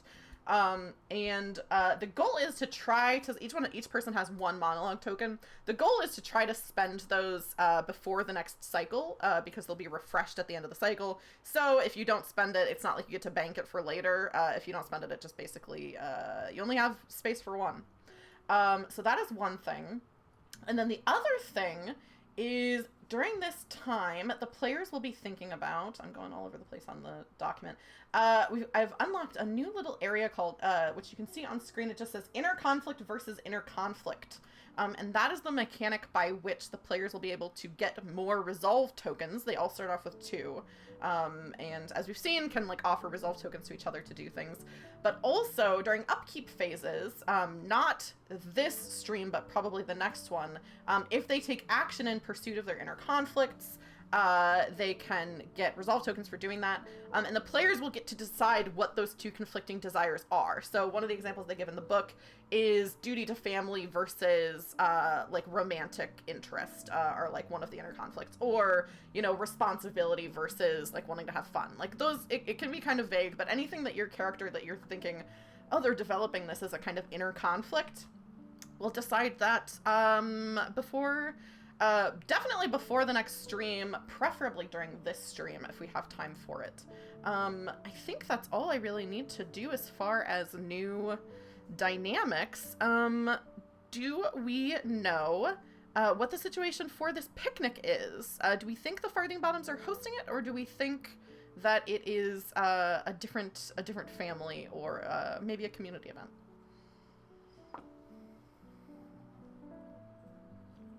I'm interested personally in seeing if it could be another family, and seeing as this is kind of about the Farthingbottoms versus the Peachtrees, and like how like tentatively they're interacting with each other.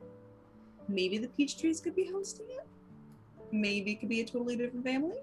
I don't know. What do we think?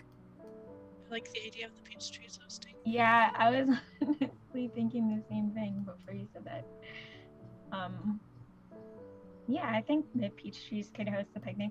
They're probably, since they're like new money and not as like well established in the society as the Farthingbottom family, yeah, I think they would like go out of their way to make it like as like perfect as possible, like having all the most important people that they can. And then just like, yeah, but like since they're in a rivalry, they kind of want to like, since the last like big thing was a funeral, That's a hell of a dynamic. yeah, I think they Right. want to do like the opposite thing. Yeah. Look how fun we are. Yeah. I think I'm going to just because I like that Esther is being like, or at least the Peachtrees are being sort of generous to the Farthingbottom family. I want to add one little barb in there, which I think is going to be, I'm going to spend a resolve token. I don't think this goes to anyone because I don't think it's Esther's decision to do this. I think it's probably her parents or whoever is actually like, you know, actively the host. But I'm going to spend one of my resolve tokens to introduce this idea that whoever has been organizing this event has given the attire, like the suggested attire for the event, for the Farthingbottoms is a lower level than whatever. So like, let's so like, so they like, just show up it's- underdressed. yeah, so they'll show up underdressed. So it's like whatever invitation you all got indicated that this was kind of like a more casual thing. So you're dressed more, you know, I guess like not a huge difference, but like casual versus business casual, like Right. would be like the modern day equivalent. We're in jeans, they're in khakis. Yes, yeah. So not something, maybe, you know, some people might not notice, but some people I think will notice that you all at least have been given this instruction. Whether that's up to you, obviously it's up to you how you dress, but at least the suggested attire for Phillip and Constance is not quite up to par as everyone else will be. But with that, does anybody want to, I think Esther, do you want to set the scene of what this picnic is like? Because I'm sure Esther, even if she didn't completely organize it, maybe had some input into like the type of food that's there, the decor. I'm also interested to know what Esther's wearing at this event. So if you have ideas. It's basically just that that Manet painting that's like Sunday at the like park, like by the like lake with like the trees in the background and everybody just like chilling in their little like areas. Yeah. What is Esther wearing? I think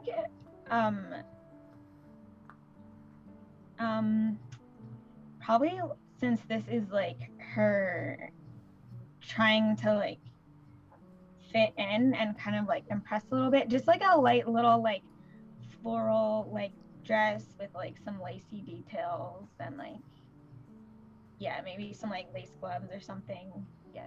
Just trying to be cute. I love that. Yeah. Let me look at your connections. I think James has shown up.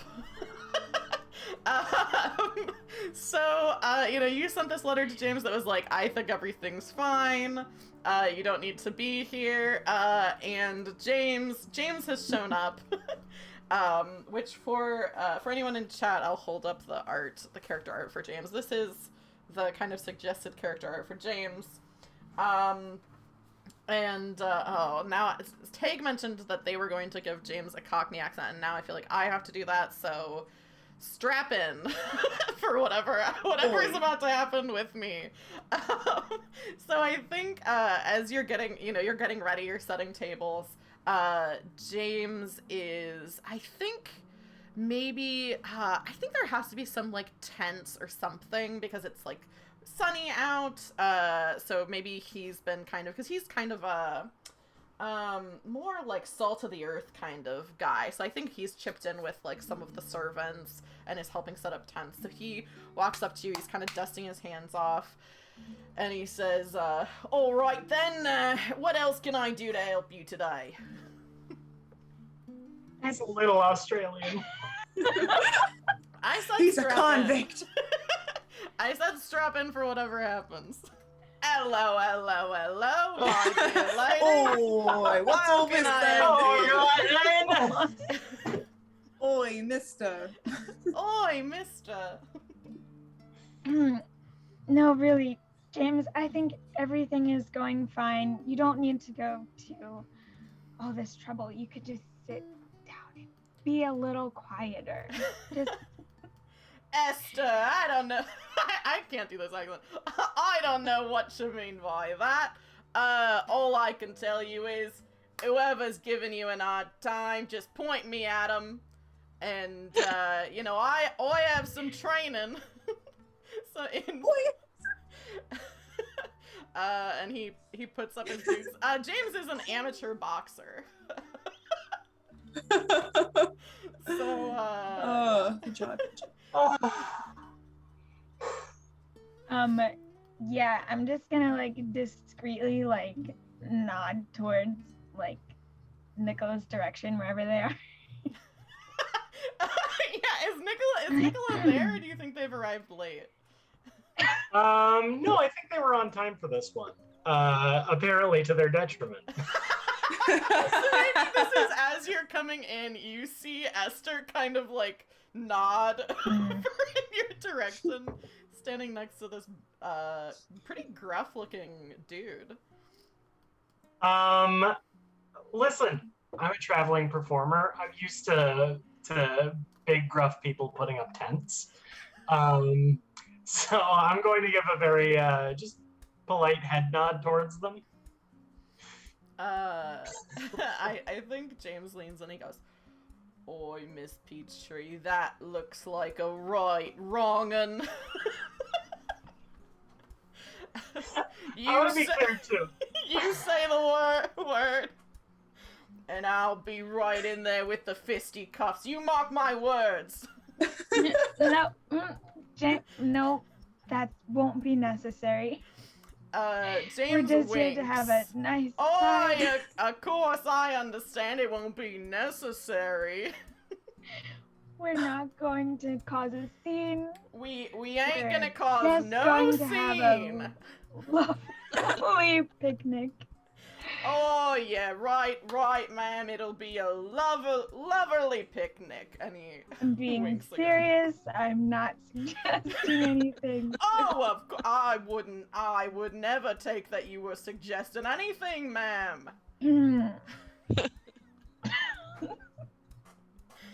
This probably goes on for like 5 minutes. I've fully moved on to a different place. It's not even there. Yeah, what do you think, Constance and Philip, are you arriving together? What do you think, your arrival is like here?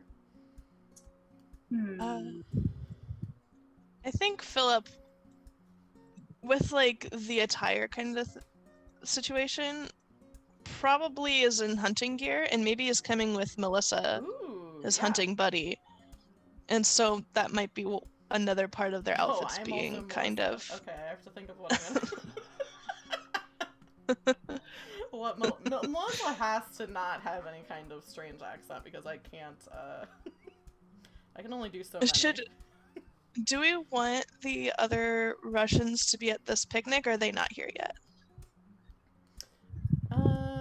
Who else? I guess that's up to you and, Xavery, right? Or Cassandra and Grant. But would Esther invite those people to this picnic? Maybe not. I think maybe she would, just to like cause drama if they're like just like more opportunities for things to go wrong. Just lure them into Like a it false could sense go of either security. way, because that way they have like a posse, like a backup posse, but also I don't know, it could be interesting to see what happens. Made the classic blunder. Fill your picnic with Russians. One Russian at a picnic, that's fine. 2 Russians at a picnic, but 3 Russians? 3 Russians, Three one at a picnic. picnic? That's a recipe for disaster.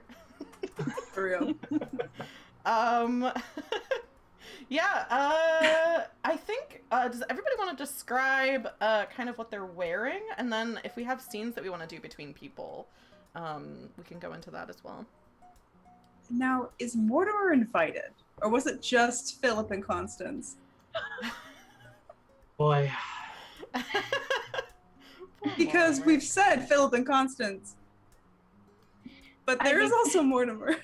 I think that probably they weren't going to invite Mortimer, but then they got so much pressure from all the bachelorettes and like Valor's who were like interested. You have to.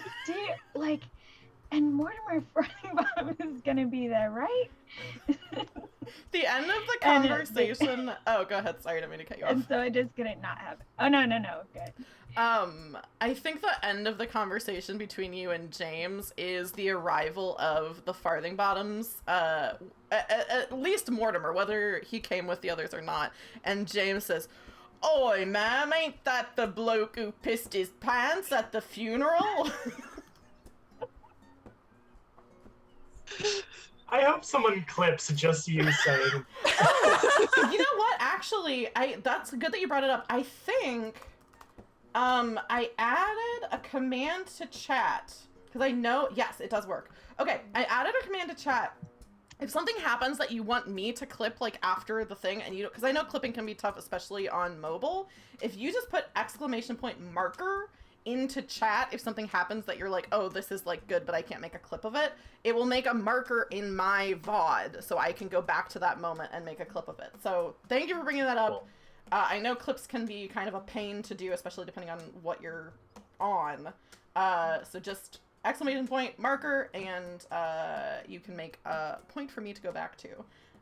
So yes, if anybody, I just did for that moment. Of oi, is that the bloke who pissed his pants? But yeah, that's I think the end of the conversation. James says that, kind of like does like a PU motion, and goes off to get some food, I think.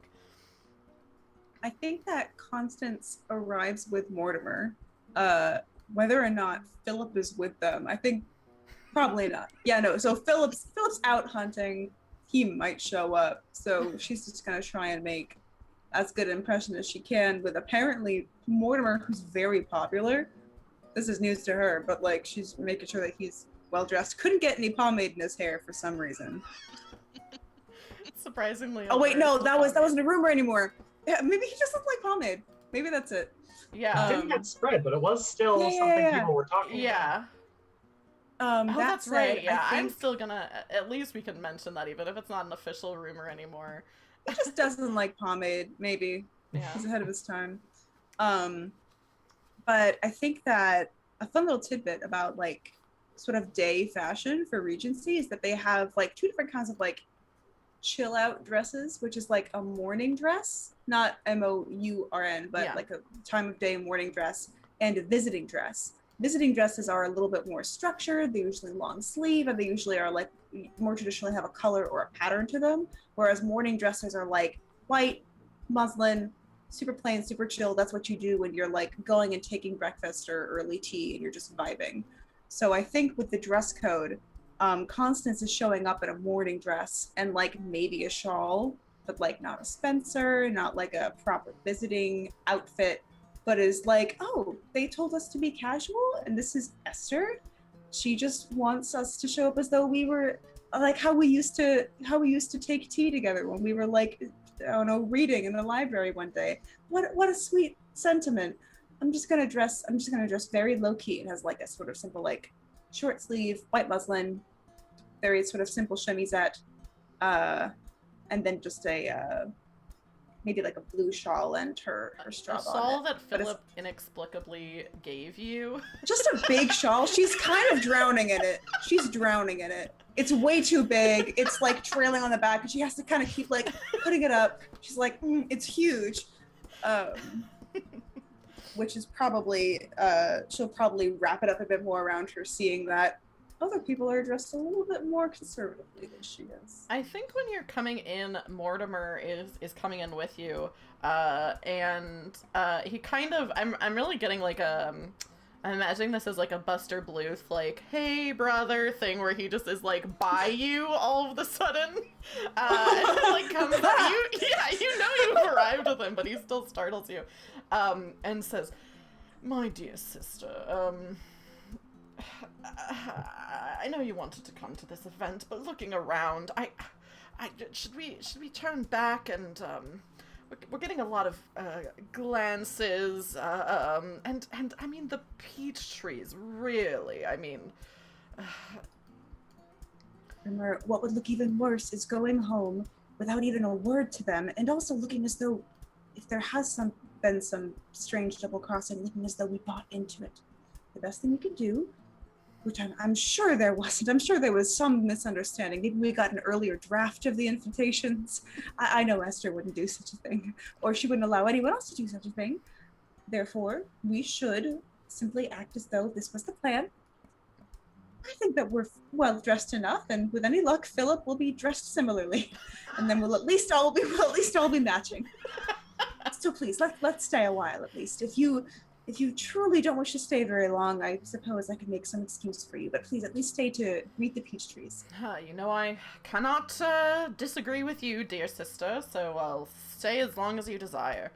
It is a picnic. There are plenty of plants around. I'm sure you can find something. Oh, yes. And he scuttles off to I think there's... Say hello to someone! There has to be a garden somewhere. He goes straight for it. Walks to like a bush. He walks up to a bush and says... Just starts looking at it. He walks up to a bush and says, oh, and how are you this fine afternoon? What lovely fronds you have. Yeah. Yeah. Other scenes that anyone wants to do at this picnic? I think when Phillip comes in, he kind of makes an entrance. He's come from hunting, and I think he has like these pheasants like he's caught over his shoulder and just like lays them down. It's like, hi everyone. Just kind of a nuisance. Is he coming with Melissa, or yeah? And she's... Yeah, he can come with Melissa. Oh gosh, what voice shall I do for Melissa?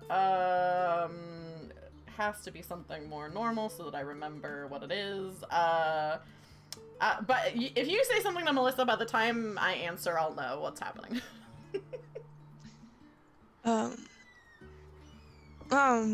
Melissa, I feel as if perhaps we should have returned back to the manor and changed before we arrived here. I'm not sure what you mean by that, Philip. I find my dress is perfectly suited to what the invitation laid out for us. Your hunting dress. Yes, well. It's the finest dress I own. I suppose I cannot be the most charmingly dressed man every time we go to any event, so I'll suffice to just have a winning personality today. Your personality is nothing if not winning, Philip. Oh, look, there's my sister and Mortimer, of course, occupied with a bush.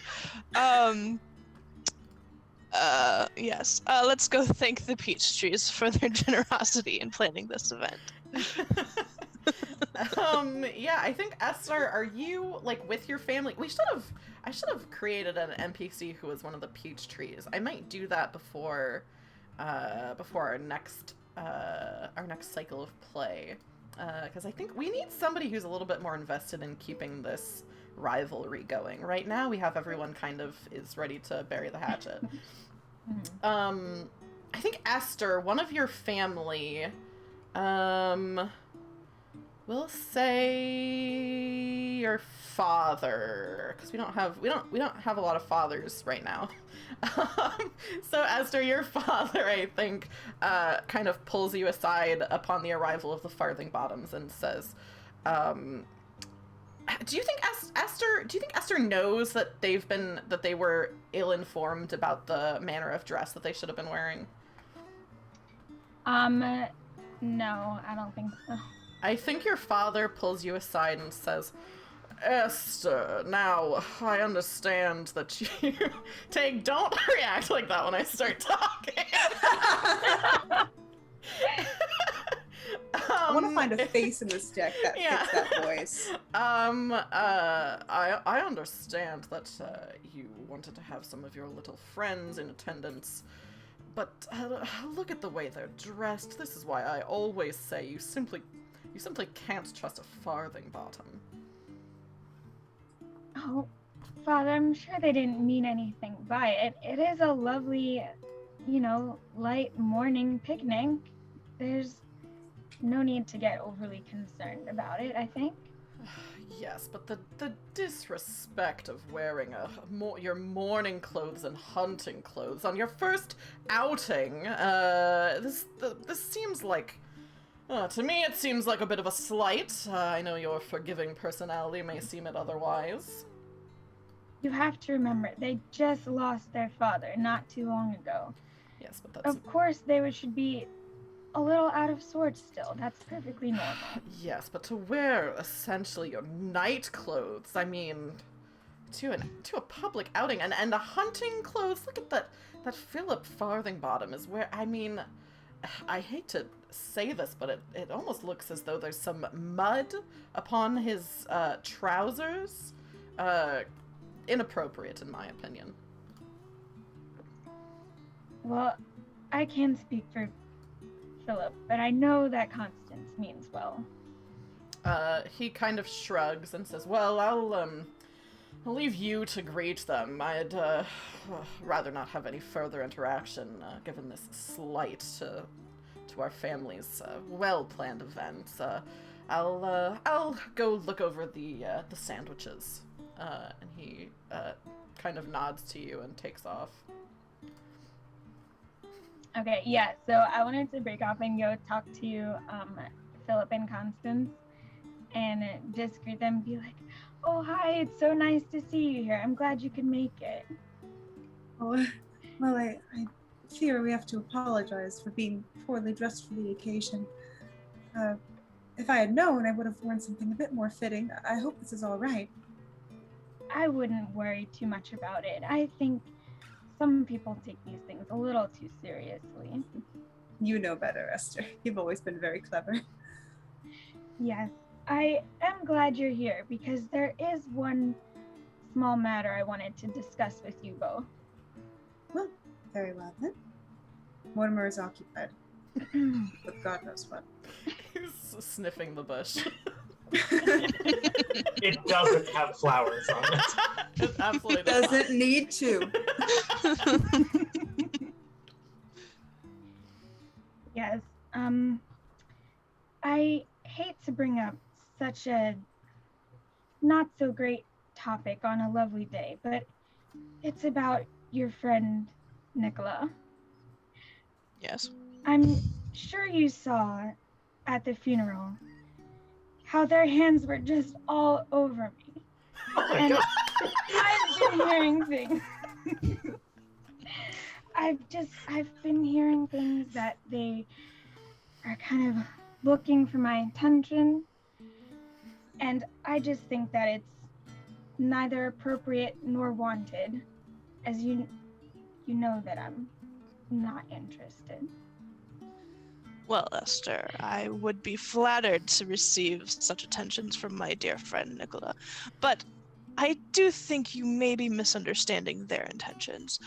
I'll talk to them nonetheless, and let them know to calm it down. I think it's just a cultural difference between England and Russia. Yes, perhaps Russians are just like that.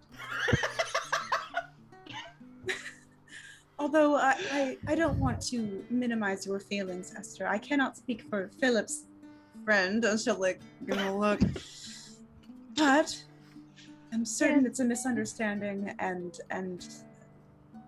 well, I'm certain that Philip will clear it up right away. Yes, that's perfectly understandable. I just wanted to make you aware of the rumors and perhaps suggest that you be mindful of the company you keep, Philip. Indeed. Well, did you invite the family? Will they be arriving today? Of course. I just wanted to make sure there were, no hard feelings.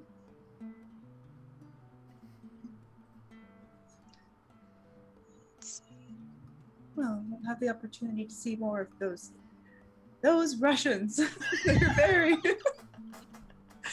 I'm sure they're a very lively bunch, and I'm sure that once we see more of them, we'll be better to understand our friend Nikola's personality. Y'all. The word family is so strong here because the people who've been invited are my one actor friend and maybe my uncle. You don't know. No one's quite sure. For a Russian, that could very well be. All family. Russians aren't related? We don't know. That's just how they are there. Yeah, that seems like a good wrap up for that scene. I think some of you also have business with each other that's been implied in letters. So do people have other scenes they want to do? I was thinking primarily of Philip and Nikola having sent a letter to say, hey, what's the deal with your money situation? Yeah. So yeah, I don't know how this works in England because you are triplets. So that's really... I don't know if it's been mentioned, but Mortimer is the middle triplet. Yeah, a sad man. So yeah, I don't know if that's something that you would want to at least have a conversation about, or if you want to save it for later, or if there's any other For sure. things people want to do. I would dig talking to Philip. If he arrives at some point, I would also enjoy talking to Grant. Yeah, Grant. Ariel, it sounds like the ball's in your court, because you're both Philip and Grant. All right, we'll start. Do you want to be both at once? Or does everyone want to hear my attempt at a Russian accent? Kinda now. Won't be good. I've done it on stream before. Okay, let's start with Philip, and then maybe there can be like a rude introduction of Uncle Grant. Yeah. Nikolai, have some concerns about your letter you've sent. You seem to be worried about me and my prospects. What? I'm not sure how it works. Are you I mean, I said it in the letter. Are you a rich person now, or how does that work? Well, I have a wealthy family, and as it stands presently, Constance shall be inheriting. We have not yet discussed the rest of our monetary situation, but you know me, I make my way, and I will do just fine. I'm sure you'll come out on top. Listen. I want to make it clear my intentions were not to impose myself on your situation, of course. All right. Between you and I, very, very, just between us, and I lean in a bit conspiratorially. Look, I think maybe I'd like to stay around here in England. It's nice here. I can't dance forever. But I don't know anyone. I know you. And so if you're my friend in the place of position, then perhaps you know more people than I do. You can make introductions. Does that make sense? Well, if there's anything I can do, it's introduce you to people. I know many people, and they do love me. Everyone seems to be here for you. I know someone else put the party together, but I don't even remember the name, so... Something apple bottom. Esther. Apple bottom cheese.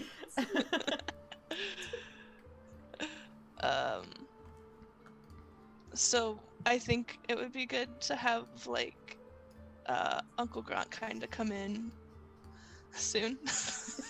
Oh yeah, do you want me to bust in as Uncle Grant, so that you don't have to play two characters at the same time? You can. I also think that it'd be really funny if you play it or I play it, one of us goes up and is very touchy to Esther and so thankful about the invitation and just gives a big bear hug. Yeah, Xavier, are you cool with that? Are you cool with getting a hug from Uncle Grant? Yeah, I'm gonna try to be like very like polite, like I don't hate all Russians because he said that I was being xenophobic. So I'm gonna be like, thank you so much for coming, Uncle Grant. Yeah, Ariel, you Like, can be thank Grant in this. You can be Grant in this sure. situation since you're not in the same scene with yourself. Okay. Alright. Hello, everyone. This is the Esther who has invited us. Oh, Esther, hello. Just overwhelming beard face situation going on. Yes, pleased to meet you. Thank you so much for accepting the invitation. And where is little Nikola? Zadnitsa moya!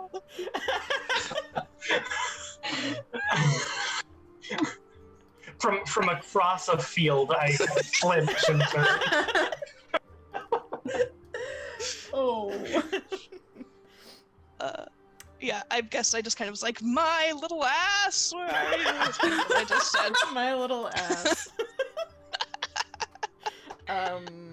Yeah, I love that. Do we want to have a scene between Nikola and Grant, or do we want to cut to something else? What are we thinking? Seems inevitable, doesn't it? It does seem, at the very least, it seems fun. Yeah. Yeah, I'll sort of,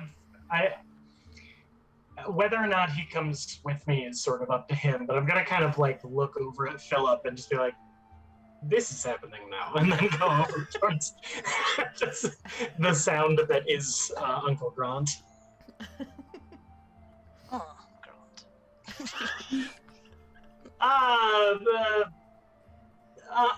Uncle. Yes, hello, Oh, it's so good to see a familiar face here. I'm still getting to know everyone, of course. Yes, tell me, is there vodka at this picnic? It seems to be sort of a dry picnic. I'm not sure. I see. I expected more from you. I expected you to be living the life party, but this doesn't seem to be like that. I mean, I brought a flask if you would like. Yes. Well, I am very pleased that you have come here to try new places, and I will also try new places, and new foods and new drinks. Yes, tell me about your friends here. Oh, well, of course, the greatest of them over there is Mr. Phillip Farthingbottom. He is a wonderful young man who is my Looks boon more companion like- here. Looks more like Muddy Bottom right now. Well, I'm sure, Uncle, you would appreciate this. He was out hunting just before this. Are there bears here for hunting? I'm not sure that's what... I mean, he killed some birds. All right, well, I'll reserve judgment. They seem to be big pheasants. I'm not sure. Uncle, I hoped I could get sort of your advice. You always said I should get out, see the world, outside of just doing one thing, living life to its best. I'm trying that, and I think maybe I might stay here. Does that... And would you take part in London Ballet? Does What? London have a ballet? I've not looked at it. I doubt it. Well, I will say there are many prospects for you in Russia, but if you seem to like it here, well, I would like to see why. But I think you will make a decision. I think I'm a tiny bit surprised to get even that much give on that he thinks I'll make a good decision. There's a lot of disapproval in that tone.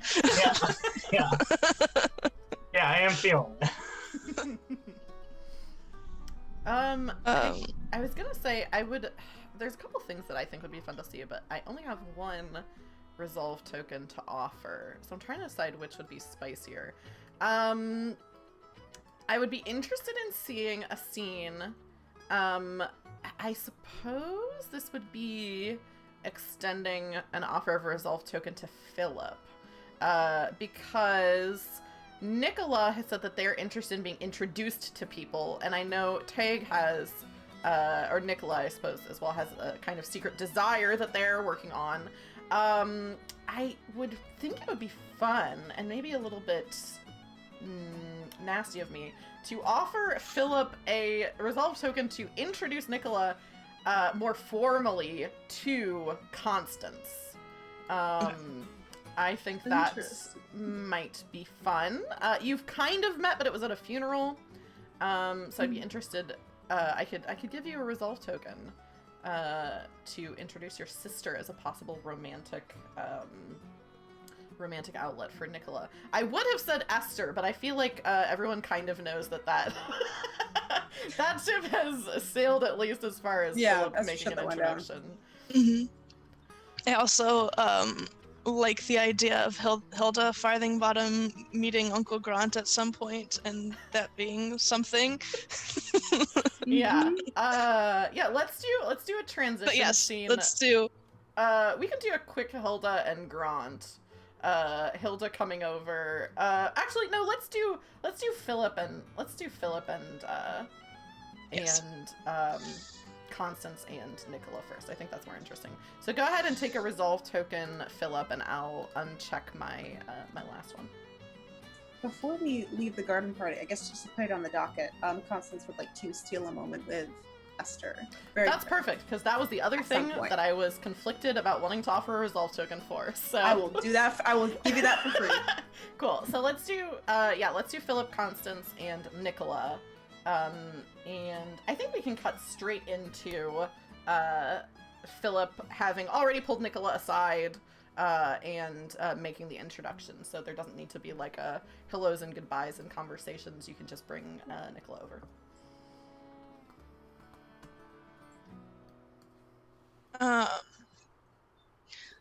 Nikola, oh no, I'm sorry, accent.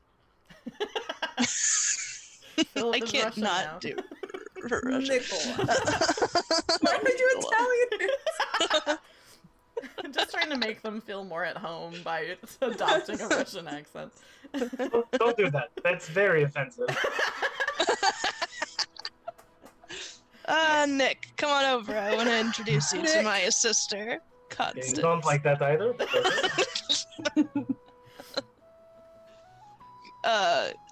Constance, Yes. could you make Nikola at home here?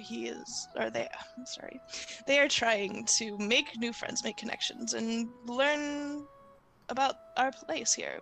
Perhaps you have some advice for someone looking to move here? Oh, well, Nikola, I would only suggest rigorous study. I'm fond of academia myself. All of my dearest friends I met at school, and I do long to return to school one day, but one has duties, you understand. If you'd be interested, I'd be happy to show you around at the library at the Farthingbottom estate or one in town. I'm not sure, you speak English very well. Can you boast the same of your reading? Oh yes, more or less. Oh, very well. In that case, I would be happy to accompany both of you to the library one day. I give a look to Philip as if to say, have you ever seen a library?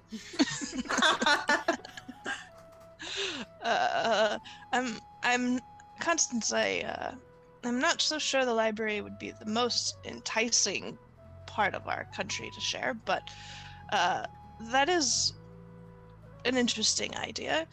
Perhaps. Nikola, are you fond of writing? Well, I don't do more of it than I think I have to, but I mean, do you mean to read something that someone else has written? Oh no, pardon me. I meant riding about the country on a horse. Riding. I heard a different word. Of course, my apologies. I'm very fond of riding. We have very extensive properties at the estate as well. Perhaps you'd be interested? I'm an excellent rider. Very well then. People have compared me to a horse many times. Constance was not interested in Nikola before, but upon hearing that, it's kind of like, oh. Pardon Because me. I'm very graceful. Yes, of course. I want to be clear. I want to be clear also with the people on this Zoom call.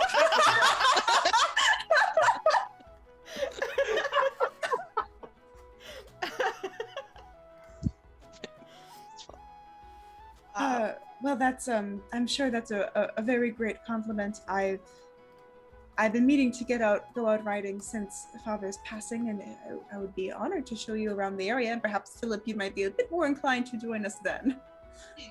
Yes. You understand we can't go unchaperoned. Oh, yes. I would love to spend more time with my dear friend and sister. Yes. I'm pleased you feel that way, Philip. Specifically not saying dear sister, but saying my sister. I think Mortimer pokes his head out from wherever he's been and says, I could certainly go for. I can't even do. I've done so many voices. I don't even know what I'm doing. But he says that he could certainly go for a ride as well. Wants to be included. Mortimer. Excellent. The famous Farthingbottom siblings, of course, always have enjoyed a ride together. Yes, you really should have a bell or something to alert people that you're coming around the corner. You frighten me sometimes, Mortimer. Dear boy that you are. Pats his cheek. He turns away and looks back at the shrubbery. Do we want to do Esther and Constance? I'd love to. I think this is maybe as the party's winding down. They can steal a moment together. I think that unless Esther would like to initiate. Oh, did you want to start? You can if you want. I had either or. Good. Okay, I'm just gonna say like, oh, I'm so glad that you could make it. I was afraid that maybe you wouldn't want to come. Why would that be? Just because the funeral was so recent, and because I know that your parents and my parents don't always get along. Well, I've always thought that was very foolish, you know that. And there's no reason for the children to suffer for some misunderstanding the parents or their parents and their parents have had. To be truthful, I don't even know that my mother even remembers it. I'm sure my father died not remembering what the conflict was. I think it's about time we put that to bed. Absolutely. I wish I could say the same for my father. Well, perhaps if we had some incentive to think kindly on the Farthingbottoms or your regard for them. I'm only speaking hypothetically. Of course, but hypothetically, what incentive do you think we could offer? Well, I've heard that for some reason Mortimer is very popular these days, and although I admire your work in tutelage, I'm certain that's not what you want to do forever. And perhaps if you thought well enough of him, I'm not certain that that kind of regard would extend to my other brother, Philip, but I certainly wouldn't blame you for pursuing a agreeable match of that kind. Hypothetically. Yeah, so you can just see like Esther's like face kind of like falls when Constance is talking about her marrying Mortimer.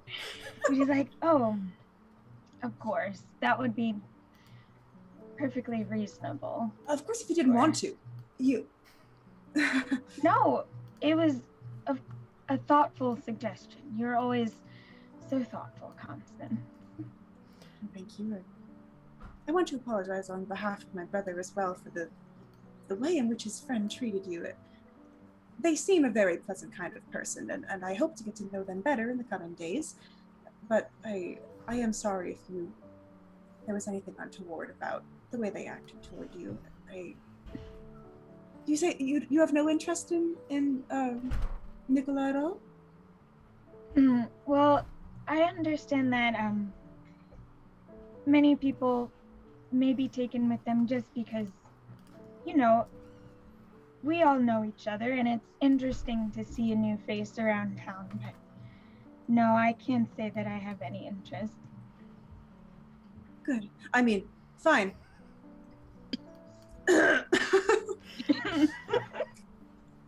I'll just to remind people, we do have some monologue tokens in play. So if anybody wanted to prompt someone else to deliver their inner monologue,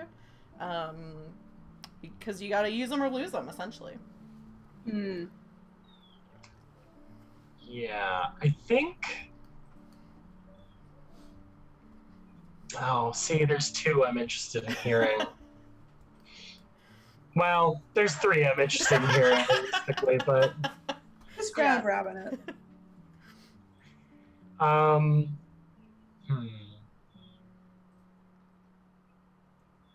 think I want to hear Esther's. Oh boy. I don't know, like about what? Just... Yeah, I just feel like Esther's in a really interesting spot here with, this family feud that hopefully would get buried, just like sort of hanging around for seemingly no reason, and that's sort of being the case in the dynamic of this this sort of garden party. I'm definitely curious to where Esther's head is at regarding Constance. I think that Esther saw Philip introducing Nikola to Constance and kind of got a little panicky because she's been trying to push them out for this exact reason. And now she's kind of worried that they're gonna be getting closer and that she's gonna be the one pushed to the side, especially if they have an invitation to go on an outing together or something. So yeah, that's where she's at. She wants to know. Maybe I will spend my monologue token too, because I want to know if any of the rumors and her complete bullshitting about Nikola has affected anyone's opinion of him, specifically maybe Philip, because they're the closest. So Yeah, I just want to see if he what he's thinking. What Philip is thinking? Mm-hmm. So you want to know Nikola? what Philip is thinking about Nikola? If any of the rumors about Nikola's handsiness and their various other things, possibly having an affair, if that's had an effect on Philip. So Philip, do you want to do an internal monologue about that? Yeah. Wait. Okay. Who's the affair? What was the affair rumor? The affair rumor was that Nikola. Oh wait, sorry, that wasn't Nikola, was it? It was. That was Philip's affair. Philip's with affair. Cassandra's Oh, yeah, understudy. And then we joked that Cassandra's understudy could potentially be Nikola, so Yes. that's why I was getting confused. But yeah, specifically the handsiness. Then I think that's the only. Oh, and Nikola. I guess this is the same thing. The recent arrival from Russia was checking out Esther Peachtree, and Esther also said that Nikola had their hands all over her. So whether that's Right. affected, what is Philip thinking about Nikola in this moment? So I think Philip is kind of aware that there's a lot of negative, in general, just negative opinions about Nikola, and is probably taking that to his advantage because he wants to bring down his sister, Constance. So by putting those two together, he is not only getting a friend close, but also bringing down the sister. Devious, not kind to anyone. And how that has to do with Esther, I don't think Philip's really going to care about Esther in general as a human being. Just a rude guy. I don't know what to say. I was like, you just taking it that much further. I don't think he cares about Esther, even as a human being. Hoisted by your own petard. Wonderful. I love that. Yeah, does anybody else have monologue tokens or scenes that they want to do before we wrap up? It seems like we're kind of getting to the end of the novel phase. I don't want to cut anybody off if you have more stuff that you wanted to do. Before Constance disengages from her little chat with Esther, it seems like it's time for her to go, so she's gonna say her goodbyes. Before she goes, she's just going to be Now I want to say I do miss how we used to sit and read together at the estate, and I'm sure you were busy and very busy with the prospects of your family, and I'm very pleased for that. But when you have another moment, I do wish you would come and visit me there, and we could read together just like we used to. I have dearly missed your company. Yeah, I just like start smiling. I would love nothing more than that, dear Constance. Very well then. I fear that our new friend Nikola is not much one for reading, or at least Philip assures me. So I would be glad of some quiet time with you. Yes, unfortunately that doesn't surprise me. Lovely. I love it. Not even playing stupid characters. I don't know. Philip just said you wouldn't like it. So Let's do maybe like 2 sentences between Hilda and Grant, because Ariel wanted to see that. They are side characters. But let's do, I think... This idea of that conversation and then just cutting to these two just being like... It's like the shot, I think what it is if this was like the mini-series, it would be a very... like almost like an establishing shot of people leaving the party, and you would just hear the overdub of Hilda and Grant, like, so you don't even necessarily see them, but it's just kind of like the transition to the next scene. You hear I think I'll come in with the Hilda saying to Grant, "Oh, well, you Russians certainly are awfully handsy, aren't you?" Hands? I only have 2 hands. And that's it. I think that's that's their interaction. A perfect interaction. short and sweet. So next we're gonna move on to the next reputation phase. The last time we played, we only played with 1 reputation because we were doing a one-shot. But this time we get to revisit our reputations after that last little section. So you can look back at your family background sheet.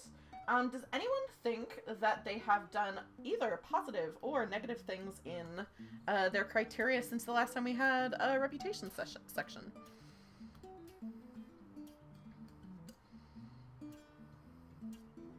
Do we think that the Farthingbottoms shamed or embarrassed the family name by showing up underdressed? I do think that you did. I think they did. I regret to inform you. And Constance is gonna take her first negative tag. I'm going to add tasteless as well to my negatives. and Tasteless is gonna be what I was gonna add too, because I think people start calling you the tasteless twins. Both as a dig on you and also just forgetting Mortimer exists. he's like, tasteless triplets. I'm tasteless too. So this puts me on that green line. Does that mean something? Yes, that means, so underneath that you should see 2 options. One says broke and one says fracture. And if you hover over it, you can see what that entails for you. That's based on, I believe that's based on your, the fact that you're a hedonist. Yes. But you don't need to look at the hedonist page because it should all be on here. So you can pick which one of the 2 of those you would like to have be affecting the rest of the game, at least until, I think next session we'll get into it. You can do things to get rid of these reputation conditions, but I don't think it'll happen this time. So you can think to yourself which one of those you would like to take, and then whichever one you take, just do a check mark. And if needed, we can do a scene, like, for example, fracture, depending on who the person is. Actually, depending on who the person is, I might, this isn't exactly how the rules go, but I might have them send you a letter. That might be fun. I've been thinking fracture. I don't think there's anything that necessarily hints to me being broke yet, other than my outfit being not great. Yeah. I think I've been kind of rude enough to warrant somebody not wanting to talk to me. I'm gonna think of who that is. If you have ideas, let me know.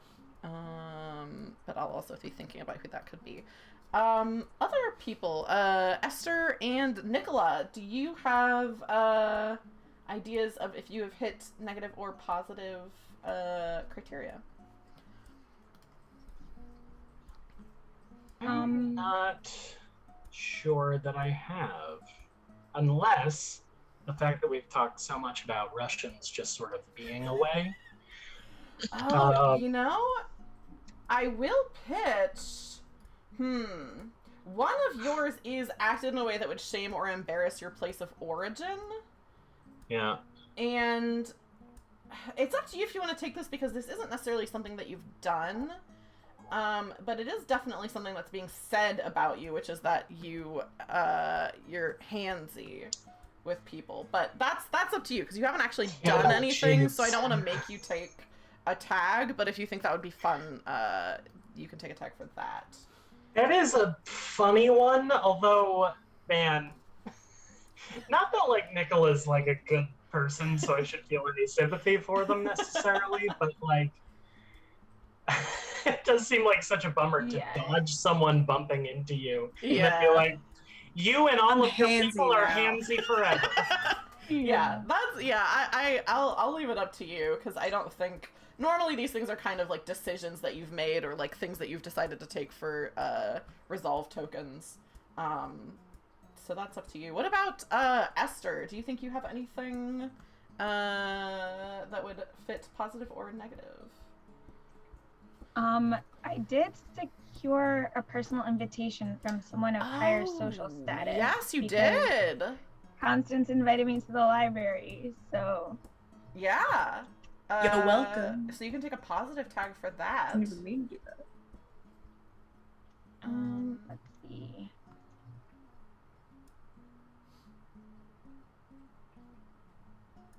I'm looking to see if there's anything that I think fits Nikola. I don't know if there is.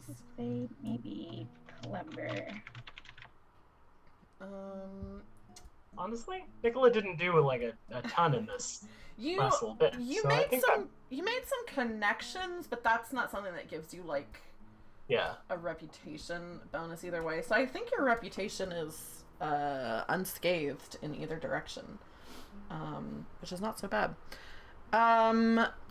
Do you, Ariel, do you have an idea of who your fracture is with?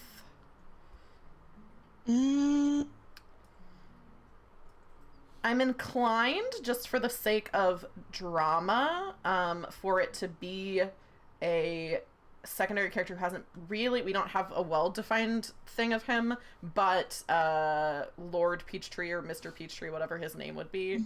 I do like the idea that it's him, because that gives him more, there's not a ton of,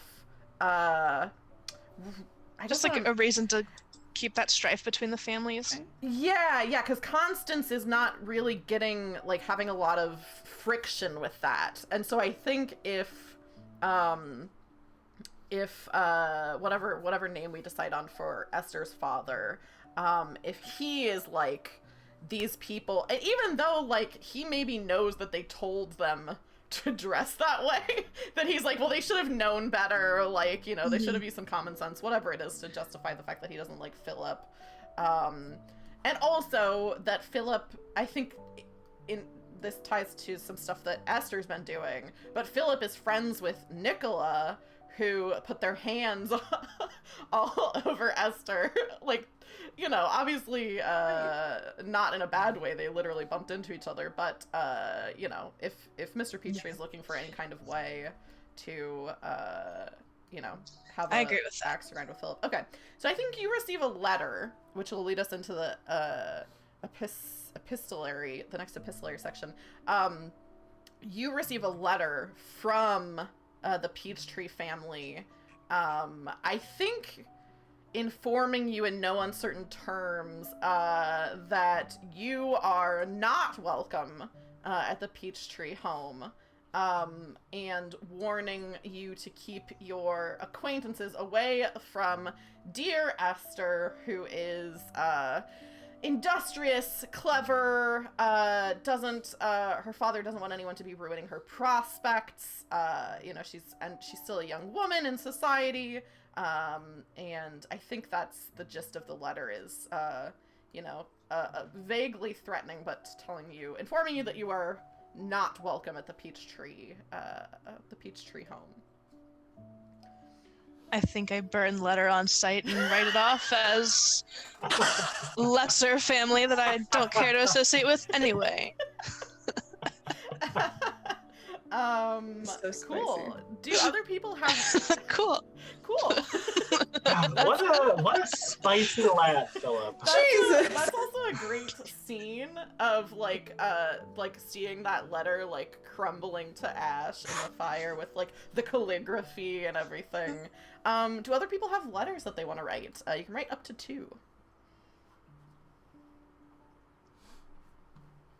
I guess I think that Nikola would probably write to the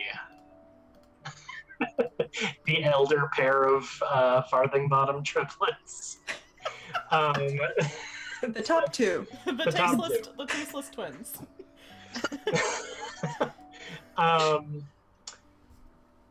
To set up going for a ride with them. I don't know that they have anything specific to say, but I think they're like, oh, okay, that's a thing I'm doing for sure then. Yeah, I think that's good because that can with Constance and the other one, Mortimer. Yeah, I think that's good because that can set up for next session. Maybe we'll do a visitation novel chapter. Yeah. So that's, I think, unless you have something specific you want to be saying in the letter, I think just that general, like, we're setting this up is good to go. Nothing specific, I don't think. Yeah, other folks. Would I need to spend a resolve token to get a response from the bookie that Constance wrote in the first epistolary? In that case, I would like to do that to get a response about Round Arse to Millie. Yeah. I have to write in my notes. What do you want the outcome to be? Because if you're spending a resolve token, you get to decide the general contents of the letter, since it's from like a person who nobody's really playing. I think that the outcome is actually not very favorable, that Round Arse to Millie doesn't look to be doing very well. And I think they divulge in the letter that she's getting on in years, and maybe not so subtly recommending that Constance put her money on a different horse. Okay.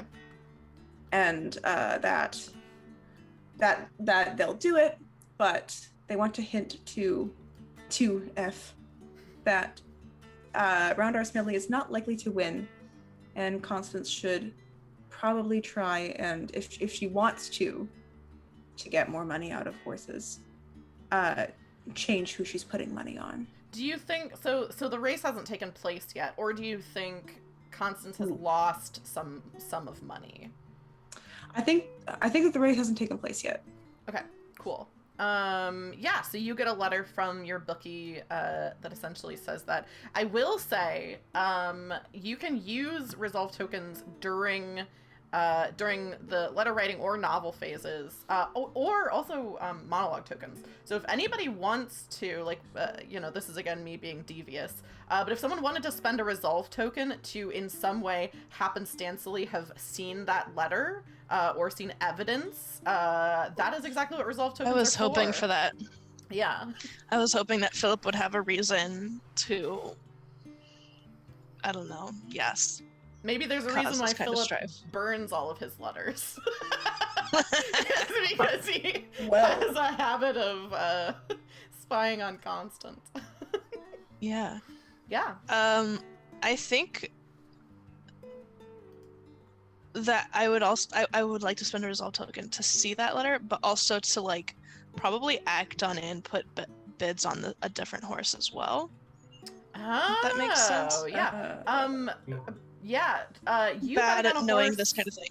Yeah, you betting on a horse, you don't have to spend a resolve token on that at all. That's just something that you can. In fact, that can be one of the letters that you write is to this bookie or another bookie about betting on a different horse. Could I like bet on a different horse? But wait, okay. I think what I want to do is, because if I can kind of see one of Constance's letters that she wrote before, to try to write another one in her handwriting, so it looks like I'm bidding more money on a bad horse. Oh, so you're going to not bet for yourself, but bet for Constance. Yeah, go ahead and spend a resolve token. And that will encompass the whole thing, because you writing the letter is just something that you can do. You like being able to have received the letter. I think you just gave yourself a resolve token. Oh wait, Yeah. I there you think go. yeah. Okay, there we go. Sorry. Just giving yourself more and more. Yeah, I'll take a couple Don't know how results. this works. I'm gonna take another monologue to go. Yeah, so you writing the letter in Constance's handwriting doesn't cost you anything. You're just able to do that. Having happened to see the letter, however you came upon it, that costs you a resolve token, which you did. So yeah, you write a letter in Constance's handwriting, betting on, do you want to bet on the horse that has, Round Arse Millie? Round Arse Round Millie. Arse Millie? Yeah. Yeah. I feel like Forget. that. Right. I think that would be the best thing to do. Okay. So yeah, you write a letter back to the bookie saying, I want to put, whatever sum of money on Round Arse Millie. Yes. Now this is interesting because Constance was also going to write back to the bookie. Yeah. So now this bookie is just going to get 2 letters from seemingly Constance. Yeah. Which she's going to find out, which is Yeah. going to be great. Yeah. So when there's a good moment for that, Constance will pen her own response to the bookie. Yeah. And Constance is in her actual response is betting on a different horse. Actually, she's gonna double down on Round Arse Millie Awesome. in her response. 2 letters. Famous things she would have done anyway. Just Should I say No bets on this horse. in my letter it says I also want to bet this on Yeah. Round Arse Millie. So you both bet on Round Arse Millie. like, double down. But no, Constance is going to write back to Bookie, what she believes to be the only response, and say, "Thank you, thank you for your concern. I appreciate you looking out for my finances in this matter, and of course you know very well. But I have set my heart on this horse, and I want it." And its owner to know that I am rooting for this horse in particular, and I will not be deterred. But thank you kindly. It's the weirdest and saddest way to be a horse girl. You have a Yep. really a parasocial relationship with Round Arse Millie. Yeah. But no, so we- she's gonna double down on Round Arse Millie. Yeah, so we have 2 letters, I think, from Constance. We've got a letter from Philip, a letter from Nikola. So, Esther, Nikola, Philip, do you have other stuff that you want to do? Or in Esther's case, stuff you want to do? I think I would like to spend a resolve token to have a letter from Hilda to my parents. Oh, yeah. Just because I think she's like kind of like accepting what Constance said, that her parents don't really, that like her mother doesn't really have any like ill will towards my family. And I think that hopefully if like she sends a letter that just saying like thank you for the invitation to the picnic or something like that, that it will kind of like smooth things out a little bit. Yeah, go ahead and spend a resolve token and I will accept one on Hilda's behalf. So Hilda will have Yeah. 3, which I'm Like she excited for. obviously can say whatever she wants, but that Yeah, I think the Peachtrees get a very very finely, like the calligraphy is like very well done. There's a very beautiful wax seal on it, and there's just like I think a very eloquently and like graciously worded like thank you for the invitation. It was so lovely to have my first outing after my husband's passing, and yours, something along the lines of like yours was the first outing that I deigned to respond to, which speaks highly of your I don't know how to word this, but like basically your like party throwing skills, that it was like enough to tempt Hilda Farthingbottom out of mourning. I didn't say this, but I think Hilda was fully in mourning clothes still. So I think the clothing slight wouldn't have affected her as much because she's still in mourning. So maybe she was dressed down a little bit, but I don't think she would have a bunch of different... I don't think she would have, like, casual mourning clothes. And I think it would have been weird for her not to show up in mourning. So yeah, Esther, your family gets this letter from Hilda Farthingbottom, thanking them for the invitation. Do we have other letters? I think Philip, Esther, and Nikola can each write one more if they want, or if people are satisfied with where they're at, we can move on to the last phase. I think Philip's good on letters. Yeah, I think I'm okay. Cool. Then the last thing that we need to do is upkeep. And I have not done this before because we didn't get to it in our other game since it was just a one shot. So let me scroll down and make sure I'm doing what I'm supposed to be doing. One thing I know we will do. Use any remaining monologue tokens. So if you, who still has them? I do. Yes. The twins, Philip and Constance, both have monologue tokens to spend. So who do you want to hear about what's going on in their mind right now? Ideally, it would be someone who hasn't yet monologued. So Constance hasn't monologued and Nikola hasn't monologued.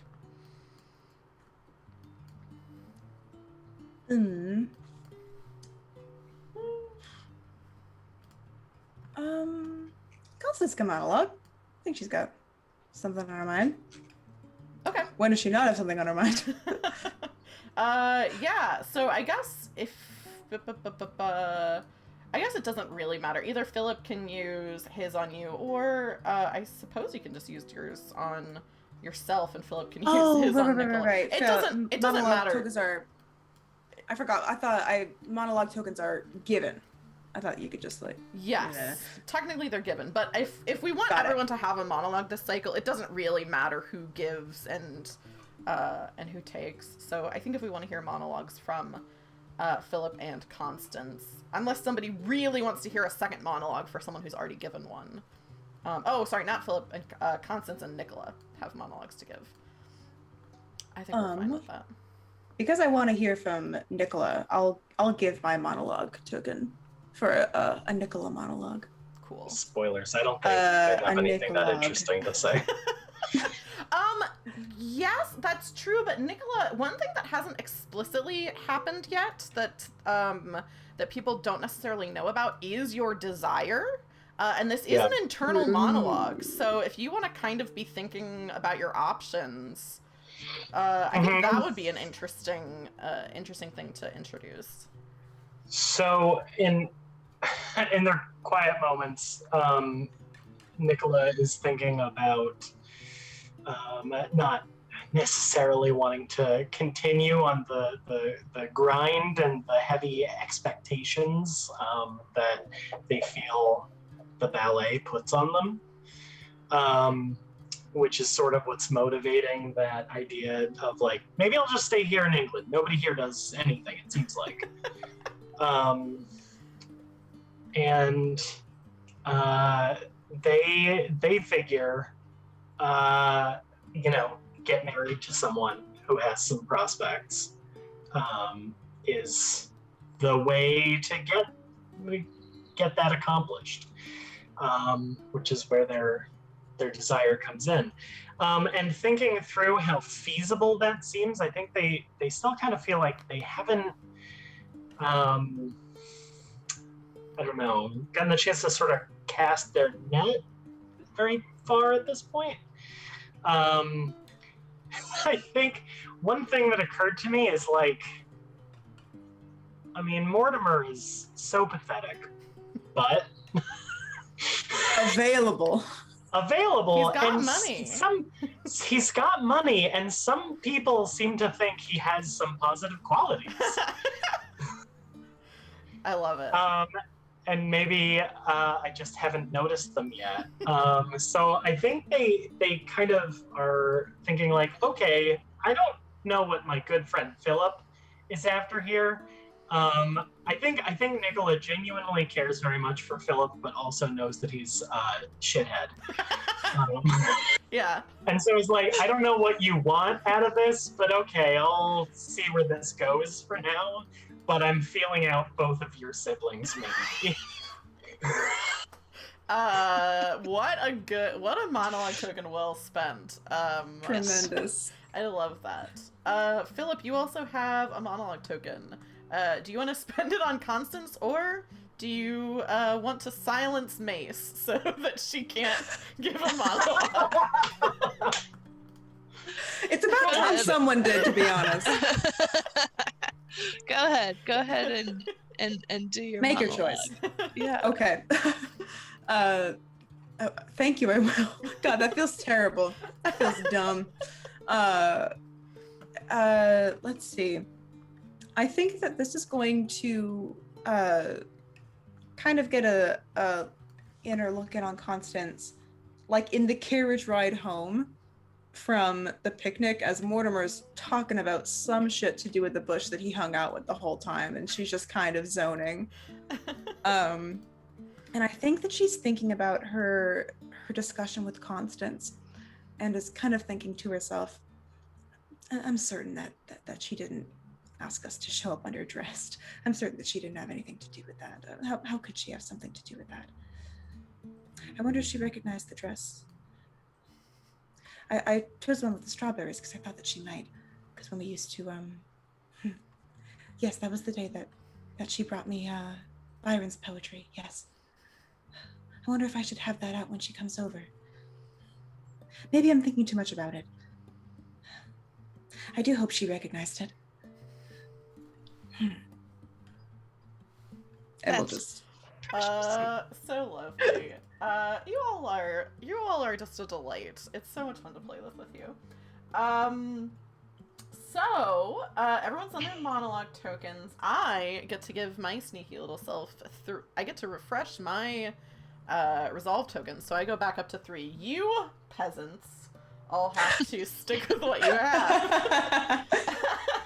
But you do get to return, so if you have your monologue token unchecked, you can recheck it, because you'll have them for the next cycle. And then also, the little thing that says, have you monologued this cycle? If it currently says yes, change it to no, so we'll be prepped for the next session.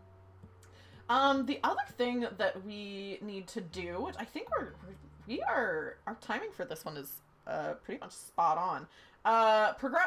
So normally it would be progress inner conflicts. Since this is the first cycle, you all get to establish what your inner conflicts are.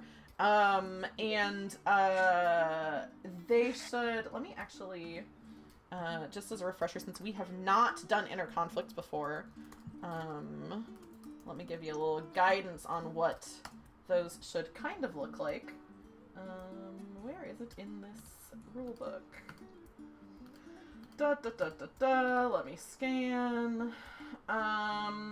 That's about desires. This is about conflict. Extended backstory. Where is this? I was looking at it the other day. Complete backstory. Wow, it's mentioned a lot. A major character's internal struggle between two pressures pulling them in opposite directions. Acting on this struggle can earn a player's additional resolve tokens. So these should be a little bit more vague, so it shouldn't be something like, for example, Nikola, your internal struggle probably shouldn't be like, do I want to pursue Mortimer or Constance, because that's a little bit too specific, but more vague things, you know, duty versus family, or like duty versus desire, family versus romance. Those are the kinds of examples given in the book.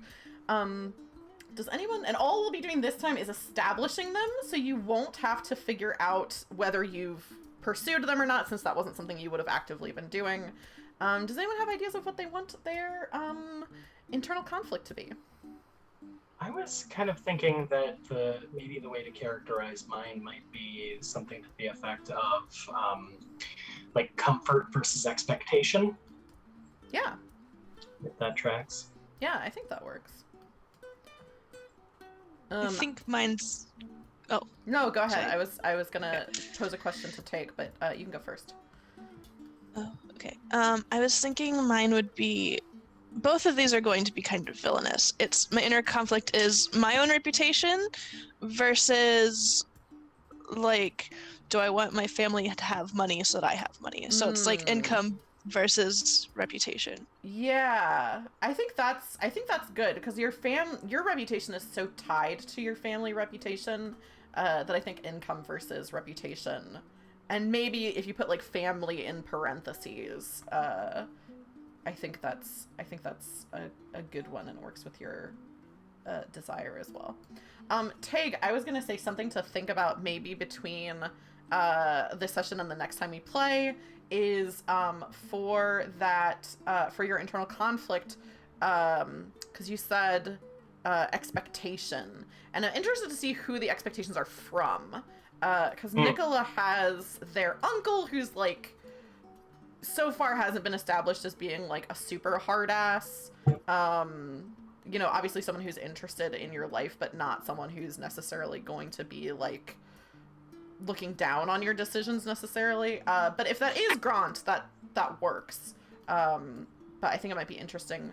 Also, I should say I did choose to introduce a new secondary character, which I'll have fleshed out a little bit more the next time we play, but also if anyone has an idea for a secondary character, anyone will get to add one more at some point during the game. So you definitely don't have to do it now because you only get one. But for example, if you have like Tag, if you have a desire that's like someone's expectations, and right now it's a little bit nebulous who that is, if you decide that you want to create another secondary character to, you know, to have expectations of you, you'd be able to do that. Just something to think about. But Esther and Constance, do you have ideas for your internal conflict? I was just gonna say that Cassandra could be the one with the expectations, maybe because she is the only one here that like appreciates how like famous and established Nikola was in Russia, and is kind of like invested in bringing him back home and kind of like proving that England ain't shit. Really. I Like why that. would you throw your career away? Yeah. I didn't necessarily think of it as being like from any one person, but just like societal expectations. Yeah, and I think you get like maybe a bit of that from Grant, and like Cassandra's a really cool example of that kind of thing. I like that. Yeah. Did Esther, did you have an idea for what your inner conflict should be? Oh yeah. I think mine was also going to like play off reputation, because she wants to like kind of like establish herself and her family and like be seen as a good match, but she also is being very like kind of sneaky and underhanded and lying just because she wants to get Nikola out of here. Yeah. And so like if that like comes out, like, so like she kind of wants to be like a good girl but also like do these bad things without anybody finding out, and obviously yeah. I feel like reputation versus maybe like reputation versus desire, or like reputation versus like impulse, because you are kind of riding that line between like being calculated and then also like impulsively like reacting out of anger to tear someone down for no reason. For no reason at all. Just jealousy. Just because of a pair of sunglasses so far. Yeah. At some point in this story, she's got to smash those sunglasses. She's just got to rip them off and step on them. I love that. I would love to see. I would love to see an implosion of a character. It doesn't have to be Esther, but it would be funny if that's what it was. Constance, what are you thinking for internal conflict? So, I've mentioned it a little bit, and I'm interested in it being a bit more of a pull for her. But she's talked about how like she she loved studying, she loved being in school, but like she has to be like the head of her household, and she has this connection, Daniel, who is a classmate and is like continued on to be a professor. So I wonder if like returning to academia in some capacity could be listed as like, I kind of want to call it like either ambition or passion, but not in like a passion way, but in like a like her her vocation. But like she's also aware that as the head of the household is really important to her, and that kind of ties in with her reconnecting with Esther. To like kind of set, she feels like it's her duty to set this record straight, and it also plays into something else that would make her really happy, which is reconnecting with Esther.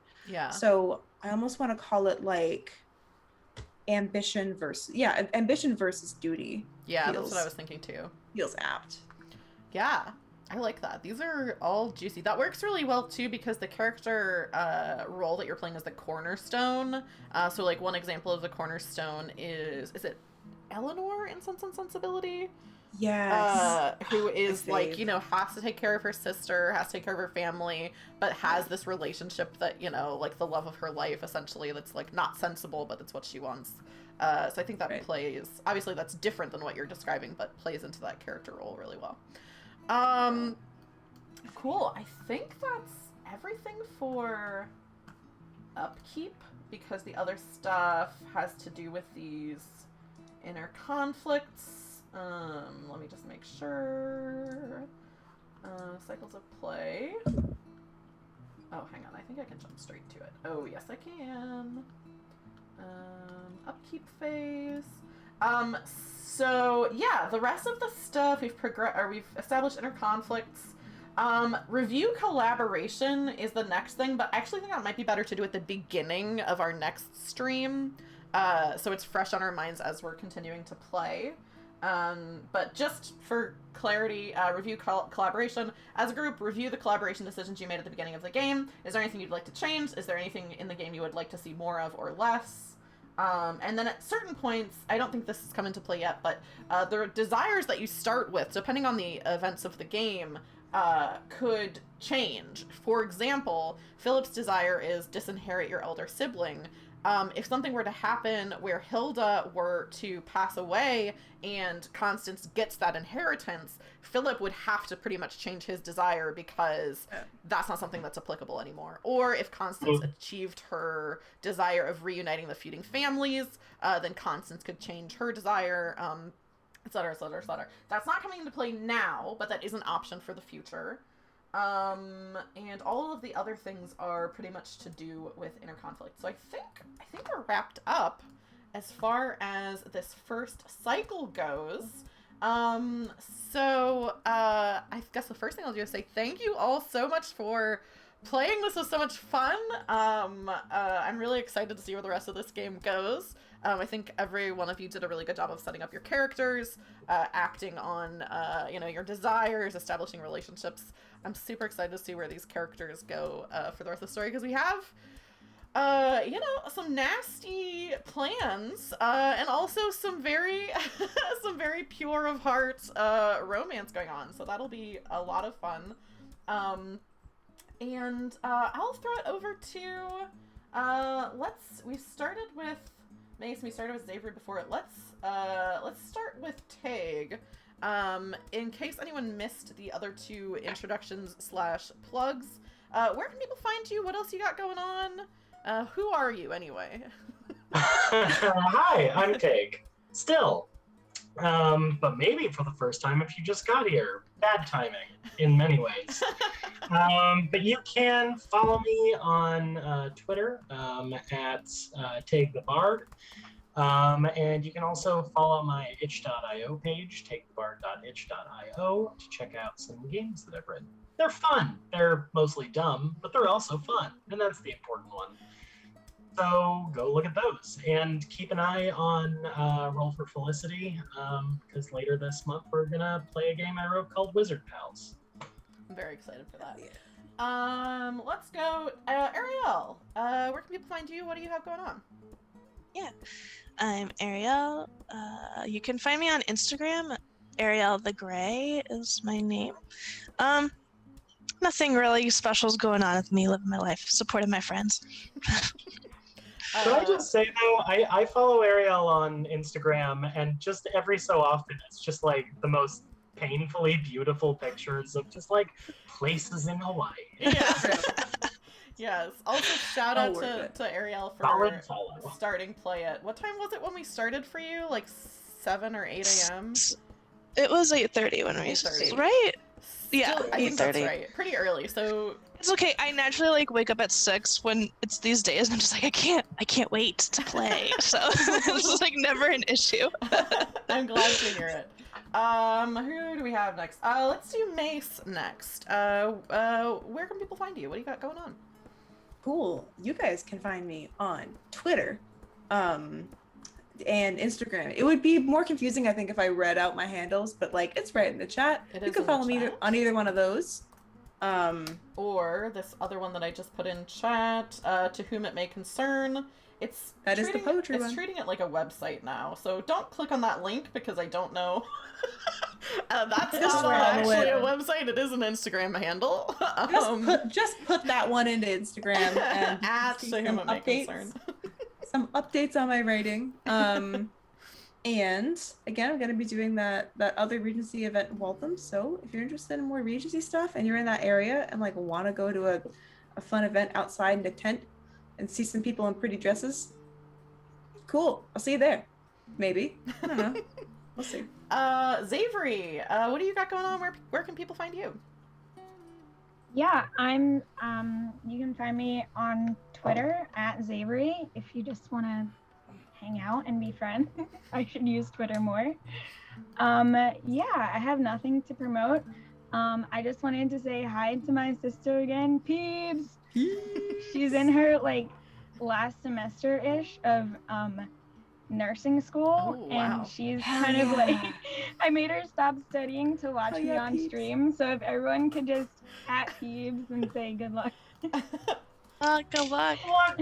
How many E's are in Peebs? I don't 9. know.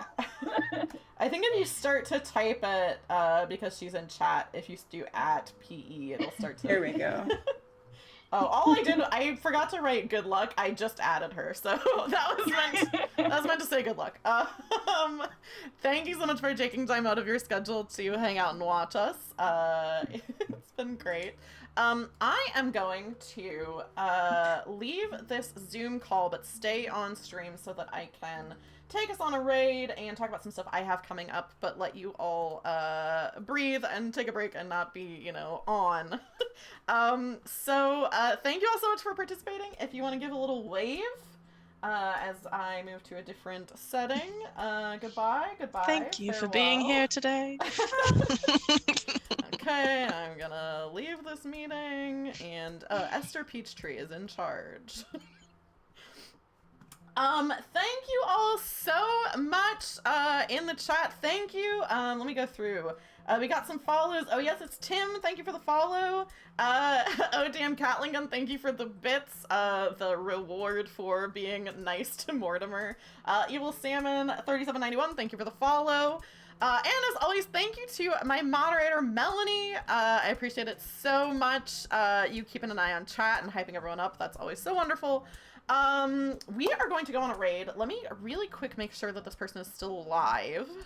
But I checked while people were doing their plugs.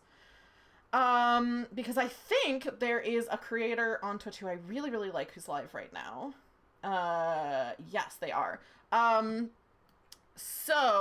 First of all, I will say if you enjoyed this stream and you're not already following, it would be wonderful if you would give a follow. You don't have to, but you can keep up to date with the stuff that I have going on.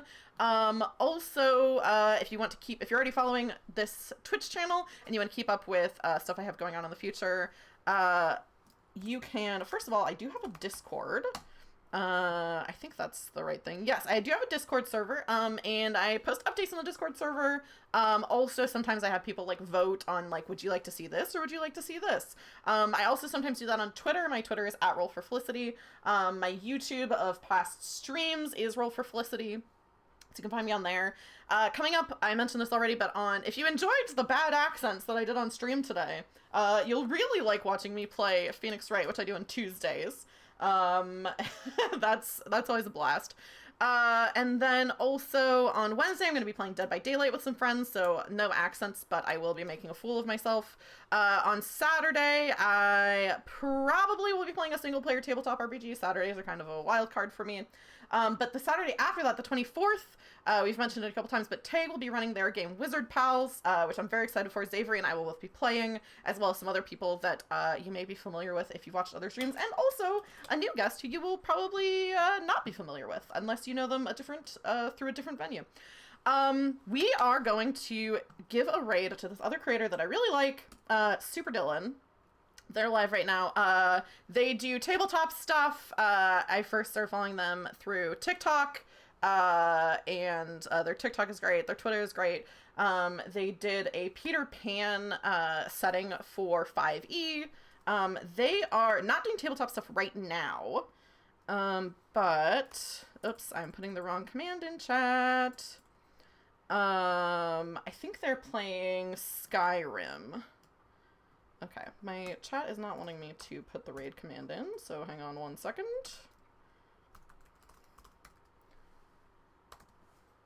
That should work. Let me make sure that that was the right command. It looks like it's going through. If you are a subscriber, you can use... My chat is being very slow, so it's taking a second. You can use what... it's not putting it in for some reason. Felicitations from the Felicity Raiders. If you have the sparkling water emote, you can use that as well.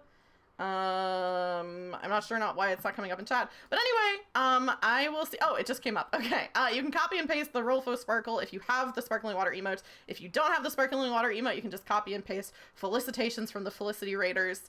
And we're gonna go hang out and watch some Skyrim, and I will see folks on Tuesday with some Phoenix Wright. I hope you all have a great rest of your day, and thanks so much for hanging out with us today. Bye!